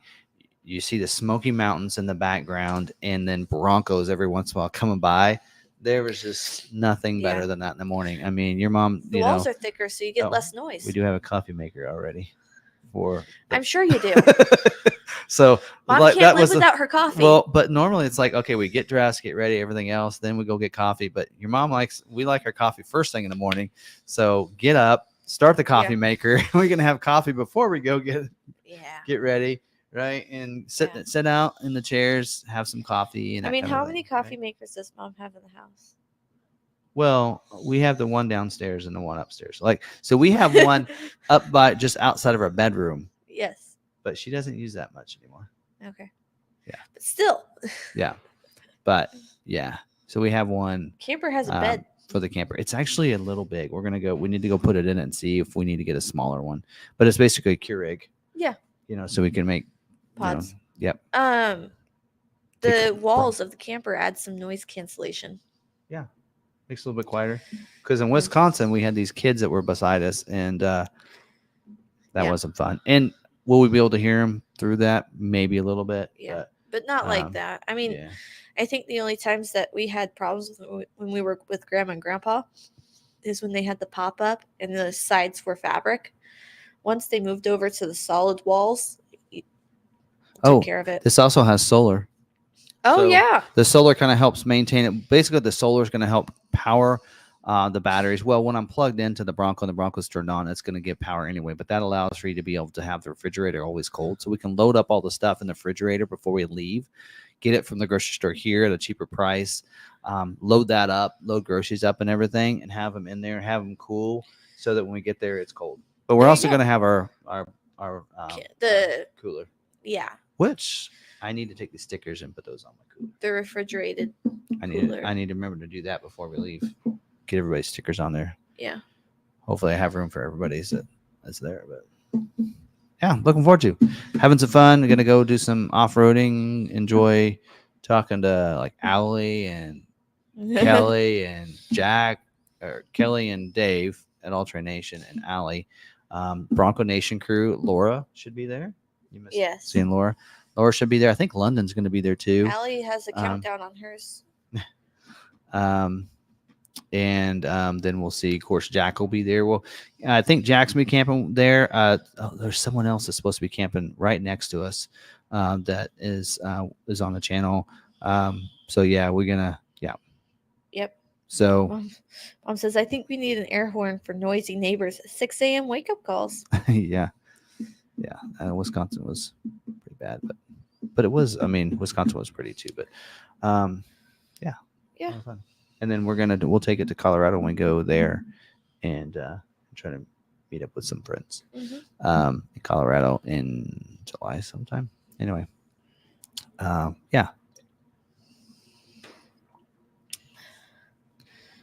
Yes, actually, there's a creek nearby. Well, we're probably going to need to get one of those for when we go on trail rides, because it's hard to go all day. Yeah. If you're going to go all day on trail rides, so yeah, you might have to get one of those anyway. But so ML Culpepper said, "Get a rooster noisemaker, then no one will blame you." 6 a.m. They'll think it's a rooster. Anyway. Yeah, I wasn't that morning that after those kids were next door. I wasn't that quiet and packing up. I was talking loudly. I mean, yeah, like. Do you plan to be at the celebration site on Friday? So about every day we're going to be there. I just don't know when we're going to be, where we're going to be each of the days. So I know Thursday night we're going to go to that dinner with them. I think you have his contact info. Yeah, I mean. Yeah, some of you members, you have my cell number. So anyway, those that are going to be at Bronco Supercell, let me know. Actually, I know Mike M is one of them. Yeah. So because he was here. I gave it to a lot of people Saturday. August. He was here in August for Supercell, and we did a group chat. Yeah, I think so. Did he go to the dinner? Because it was people that were going to the dinner Saturday night, and I don't think he was there. Anyway, Mike, I'll give you my number. But anyway, either way, you can get his number. I only give it out to a select few. Anyway, but I will definitely. Yeah. We'll definitely give me a call or email me. And then give me a call. I know that like either Friday morning or Thursday afternoon, we're going to go to Bays Mountain off road. I kind of want to wait till Thursday morning because you pay for a pass for the day. And so I kind of want to do the morning. So if I want to spend more time there, we have the afternoon to do that. Thursday, you have the afternoon. That's all you have. Mm-hmm. So, and if there's a big group going from Bronco Nation, that might be like the first time to go. Yeah. It could be busy. Yep. So I'm kind of thinking that Saturday morning or the Friday morning might be the time we're going to go to that. And then at some point, maybe we'll take a drive. Mike was our guide through Cades Cove last year. And that was pretty awesome. He says, I have number. I try not to abuse it. Yeah. I do. We want to go through Cades Cove again, but this time we actually want to stop at some of the little huts and houses and stuff that you mentioned last time. So we actually might want to spend a little more time this year. I think last year we're kind of in a hurry because we did it late, but I think Barb and I are wanting to go through Cades Cove again and just take our time and go a little slower and check out all the little stuff. Yeah. Definitely. So if you want to go with us, and maybe Jack can go along, and we'll see. Maybe we'll plan something to everybody. So, but I know I know Jack is staying in the cabin across the river, and I think we have someone. Gosh, they emailed me. They're next door in a cabin or a camper, I think, and then I think there's one other. There's like 3 of us that I know of at that campsite. So, anyway, yep. So there you go. And I do know the people that were came to the Maverick meetup that was at Tennessee last year. They're going to come back, but they're not going to stay at that site. They want to stay. They actually are going to go. They're not going to Supercell, but they're going to go do some trails and stuff. Yeah. Or they're going to go see some hiking trails and such. And so they're going to park. They're going to camp on the other side of Townsend. I can't think of the name. They're from Louisiana. Anyway. Sometimes names just escape. Yeah. Anyway, so yeah, they're him and his wife. It's real fun meeting them, but they camped by us last year. Anyway. All right, so I have a couple of questions here. Okay. Can you turn off all stability controls on any Bronco version? Can you turn off all stability controls? Yeah, I believe if you want to shut off the trail control, or not trail control, the traction control, you should be able to deactivate that if you need to, if you want to. But you put in different modes, it automatically will do some of those things already. Yeah. But that's probably what you're talking about is traction control. But I think you can deactivate that. Yeah. Pretty sure you can. So William said, when will Rangers get to dealerships so we can sit in one? It depends on the dealer. We actually have two. Well, we have a customer's taking delivery of. There's 2. We've had 4 show up. 2 customers are taking delivery of theirs, but we have 2 available right now. Yes. So we're actually going. We have a 2-wheel drive and a 4x4 that actually Niles, I think, is taking tomorrow or the next day to do a fun little video for Instagram. And then we'll get a Sprint liner. Now it says, I've got keys to one on my desk. Yep. And we're planning to have a little fun with that one, thanks to Air Design. So we'll wait for those to come in and figure out how we're gonna configure that. But we're gonna do an Air Design Ranger, and that will be the Ranger we're gonna do that on. So, yes. Anyway, they're asking for our help and our assistance. They actually, the one that I did on my Maverick went over really well for Air Design, really helped them out. And they like us to do that on the Ranger, so we're gonna help them out. So they're good people. All right. Couldn't you fit an air mattress in a 4-door Bronco to sleep on if you also wanted? You've actually done that. Yes. So actually, Deep Sleep, they're expensive, but they make an air mattress that expands on its own, and then you just push all the air out, and it actually contours around the Bronco completely. and that's what we have those, and those go in there perfectly. So they even have an extra cushion that goes in the cargo area, since there's like a little lip up when you get to the seats, and those work really good. Like I said, that's what we used last year. Yes. And they were great. In fact, you slept on it when we went to Colorado on that one, because the other air mattresses I got were really thin. Yeah. And they're like that thick. The deep sleep ones are really good. They are expensive. The only thing I will say is if you're using them outside of the Bronco, it's kind of hard to stay on them in some places because it does have the wheel well cut out. Yeah. So in the Bronco, I'm sure they are perfect and they are wonderful and they're amazing. Outside of the Bronco. Well, and they're really made to be side by side. I mean, they call them deep sleep solo, but so you could get just one and leave the seat up if you want. Yeah. But they are really made as a pair to put in there, and so and when they're both in there, it is perfect. Just so I can explain to my wife, after a Maverick is built, on average, how long does it take to leave the factory? A week, 2 weeks? It's hard. We had one that was a couple of weeks. We had one that was like the next day. I mean, we've had different variations on timing, but probably that's why I like to say let's wait until it's actually shipped out. But on the typically a week. I'd say for the most part, I'd say average is about a week to 2 weeks. Is there a Maverick meetup in Tennessee this year? Don't know about Maverick this meetup. Next week. Let's just do it. Yeah. Let's do it in the parking lot at the Bronco Super Show. I'd love to see that. Be there. I'd love to see that. That'd be fun. I'll drive my Maverick down. So I'll go through the little I'll go through the little the parking lot over there, not in the Bronco area, and I'll try to find all the Mavericks, and we'll do a fun little. So that should be my. Oh well. There you go. We won't. We're gonna be doing a Maverick Monday before we leave. So. I'll drive your Maverick down to meet you. By the way, my Maverick can pull that camper. Yes, because it's under 2,000 pounds. It's under 2,000. As long as I'm not putting water in it until I get there. Yes. Could be done. Let's see. I think that's all I had. Yeah. Any other questions? Any other chats? See, bringing Maverick stickers. Yes, Mike, I need your sticker. So, I'll bring it. I don't know if he's got. Does he have one of ours? I'll make sure I take some Maverick ones. Take some Mavericks, yeah. Make sure you get those. Oh, I started putting my stickers on a new place. I have a wall at my desk, a window, that's frosted over. So I've started putting my stickers there. I have a Maverick section, a Bronco section, and a miscellaneous section.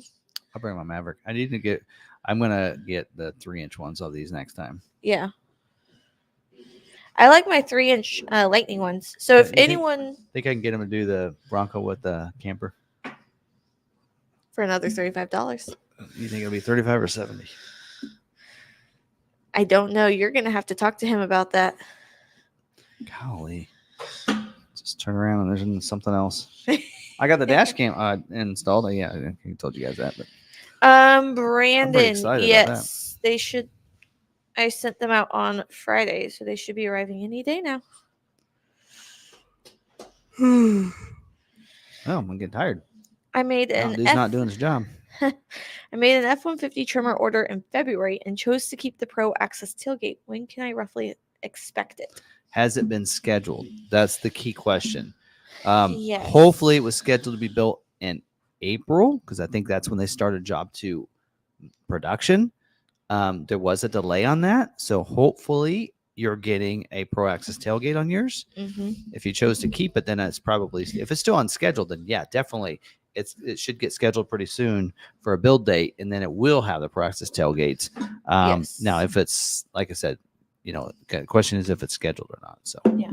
So Harley last week told us that her remote starts had stopped working when they added the keypad. She said, found out remote start on hybrid Maverick does work, but it's so quiet you don't know it until you get in. So yes. I actually have the C-Max hybrid, and when I remote start mine, I have to lock it twice, hear it beep, and then hit the remote start twice. Yes, so you gotta Yes. But the way I can tell is I look out the window and your tail lights or your front lights should light up. Okay, another way to know if you have the remote start on, is it they have it on the remote? Yes. Okay, so if you have it, if you're a Valerian and you have it on the remote, or I guess XLT can get it too. Yes. My Bronco has it. So if I press the lock and then the twice, see it's green. That green means that it started. So now if I don't want it started, I just hit this and it turns red. Now it's not running. So if you hit the lock and you hit this twice and it turns red instead of green up there, that means it didn't start. You didn't know that? I have a cover on mine. Oh, well, then you're not going to see. And I don't know about the older ones. I just know on this is a Bronco, but Maverick's the same way.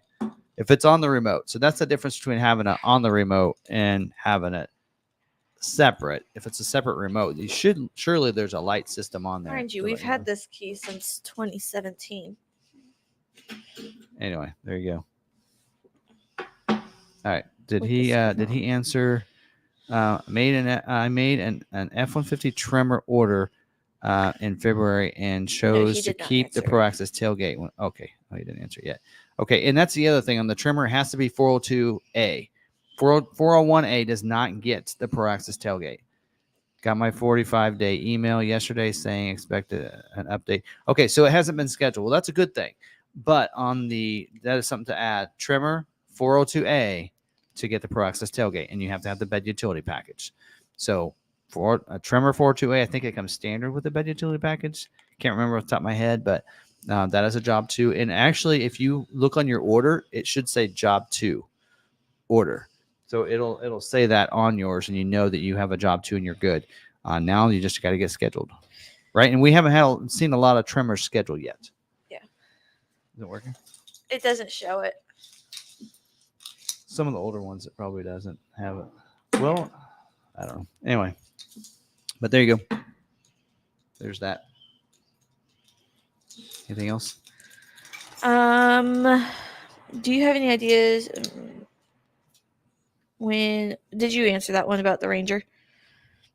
What changes might happen for Ranger besides 2.7? Oh, for job 2? We don't know. So they don't tell us nothing. Okay, here we go. Clearance roller. Got a 22 first edition. How do you turn off the automatic AC and defrost? I'm tired of hooking up a trickle charger all the time. That shouldn't affect your trickle charger or your battery. Yeah. Unless you have it set up for automatic starts in your Ford Pass app. To be honest, that's actually a way. I mean, I guess you actually have to start the vehicle each day. Otherwise, it won't start the second day. But yeah, I was gonna say you can, like, for a while. I had that on my Maverick, is that I'd have it like remote start every morning, and that actually was kind of like you have to go out and like start it before it tries to remote start again. But that's kind of a fail safe to have it run for real quick and then shut it off with your app. Yeah. So you could actually each day, just go into your app and then just have it remote start and then let it run for just a little bit. It should keep it at deep sleep mode by doing that. Yeah. And it would have the engine running. Yeah, that's one of the downfalls to a hybrid sometimes. So I pulled the Sumacs in to have them check out the beep. I had my sensor was beeping consistently, would not turn off. So I brought it in and I had it running so that way they could hear the beep if they wanted to hear it. Because, they're always like, if it's not doing it, we can't prove something's wrong. Just in case something was going on, I left it running the entire time so that it wouldn't turn off. It was doing it for them, right? So it's sitting there. Of course, it's on the battery, so it's not making noise. So then when the lady walked up and I actually went to go turn it off because they're like, no, we're good. The engine switched over, or it switched over to the engine, and she like jumped back like, oh, and I'm like, yeah, the battery must have switched over to the engine, must have run out of my hybrid battery. She's like, wait, they do that? Yeah. So, but yeah, some of those, that is a downfall, especially if you don't drive it like every day. When remote starting your vehicle, you should see the tail light, or both actually should light up. Your tail light and your fog light, the yellow light, should light up when you start them. Yeah. That's how I know mine is. So I can actually see it out my front window through the curtains. And when I start it, I can see the lights turn on, and that's how I know it started. Now, and speaking of that, I don't know if this actually answers that question, but you can in the summertime you don't want the automatic on when you do the remote start, because then it's going to turn on settings. So you want to go in the summertime and switch that over to the last setting of your climate and shut off your heated seats and that kind of thing. And then in the fall, so spring and fall, you want to switch those back and forth. Maybe I need to do a quick video on it, but it's going to be in your, what is that? Remote start section. In the vehicle settings. So go to vehicle. Is it going to be up on the screen, or is it going to be in front? I don't remember. Because I think I helped someone out with a lariat get theirs changed, and it's in with how you control it with the steering wheel. So it's up in the. It may be cluster. Depending on which cluster you have, because the 6.5-inch screen, which is what's standard on Lariat and FX4, it might be in there on that one, but on the XLT non-FX4. So I'll do some digging, Clarence, and figure out how to do that for you. But I don't know if that would fix that problem, but that is an option. But I'll do some digging and figure out how to do that for you and let you know. Yeah. Otherwise, you could. Yeah, I don't know. It's a drag. So you could unhook your battery, but then you got to pop the hood. I don't know. Yeah, I know you've been having some issues with that, so that sucks. You might check and see how if the battery's getting low. They've had it checked. Have they had it checked? Yeah. Nothing. They say nothing's wrong with it. Anyway. All right. So next week, I'll be on the road by the time the live streams go on. So Sarah and Niles will be here manning it. You will see my clip though on the scheduling, because I will be here during the day. So I'm going to go ahead and pre-record that before heading out. And then I'll have that video ready for Wednesday. So we'll get that video actually recorded for them. So. Yep. And I'll try to have some other videos. We might actually. I actually want to pull out some videos from some of the past videos that I thought some good information, like on price protection, into its own video. We'll probably have those go live like next week while I'm gone for that. So anyway, unless I do some stuff for the Lola McArthur, maybe I'll do some stuff for the Lola McArthur channel at Supercell. So that's my vacation, but I might do some. We'll see. Maybe we'll do some fun stuff there. You usually do a member video while we're out. Well, yeah. And then Friday, I don't know if I'll be. Last time I kind of did peek in. Because it's 5:00 there, 4:00 here. And I'm still running that member live on Friday. Yep. Updates. Okay. Yep. If Niles wants to join you, you can. Woohoo! He's already gone. I'll talk to him tomorrow. All right. Anyway. So. Okay. That's that. Gonna do videos this week yet. On the Bronco Black appearance package, we'll do a video on that, and we'll do a video on the Mach-E information that we talked about. Man, I talked about it so much, I should just pull it right out of here.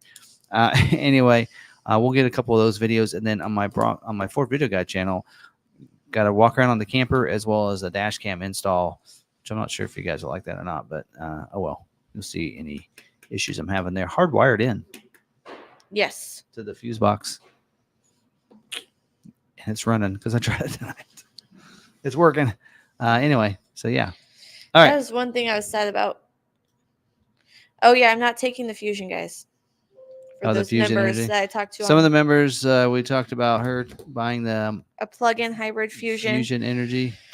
Not taking it. It was dead in my driveway Monday morning. Yeah. Speaking of that, Clarence. Just needed a new battery, but I'm like, I don't want to deal with it. Yeah. So, not taking it, but I was bummed that when switching cars, I'd have to remove my dash cam to then have to reinstall it. It's such an essential part of my driving now. The one I bought was $60. Yeah, they're not bad. Well, the one you were saying, like when we did that one, was $100 at the time, right? $90. Well, if I trade my C-Max, I'm taking my dash cam out. Oh yeah, but I have mine like wired in through and like. So mine's not. So mine's He's tucked it up in the headliner. I got the cords. Now my camera is not in the back; it's in the front. So I got a front camera. So I have that running the same place. It wires same place as the winches coming up through, and actually went down with it. A lot easier this time. Yeah. And then running through, and then I actually went in there. I pulled the weather stripping out and the panel out, and then have it going in. And then actually I was able to just kind of shove it in along the trim all the way up and around. Yeah. Anyway, so I have that, and I actually repositioned it. So instead of being on the dash, it's actually up here. So I actually will have a good dash camera angle. So I'll have two front shots, and that's located right where my GoPro normally is. Yeah. So I think instead of mounting the GoPro on the outside, I might see about mounting it in the back and getting someone had an idea about that. I think maybe ML Culpepper. I can't remember who it was, but driving so that when I go over trails and all that, they can see it, departing from the angles and seeing that. So we might have some GoPro stuff up on the back as well as the dash cam on the front and the camera. I'll have like 3 camera setups. Yeah. It'd be kind of cool. Yeah. Yeah. And your mom's probably gonna do a lot of driving on the trails. So I'll get a lot of video footage. There you go. All right. All right, let's close it out. See if All Terrain Nation's still going strong over there. Yep. All right. Yeah. Everybody jump over. Actually, I was going to have everybody go over there and say hi at 8, but all right. Yeah. Everybody go over there now so they can't go to sleep. And so everybody jump over and say, we are here, or whatever you want to say. Anyway, tell them Tim sent you, and tell them I said hi. And I don't know if I'm going to jump on tonight. So, but anyway. All right. Guys, have a good night. Anything else? Any parting words? See you next week. All right. Well, stay positive, be kind to one another, and be kind to yourself. We'll see you later.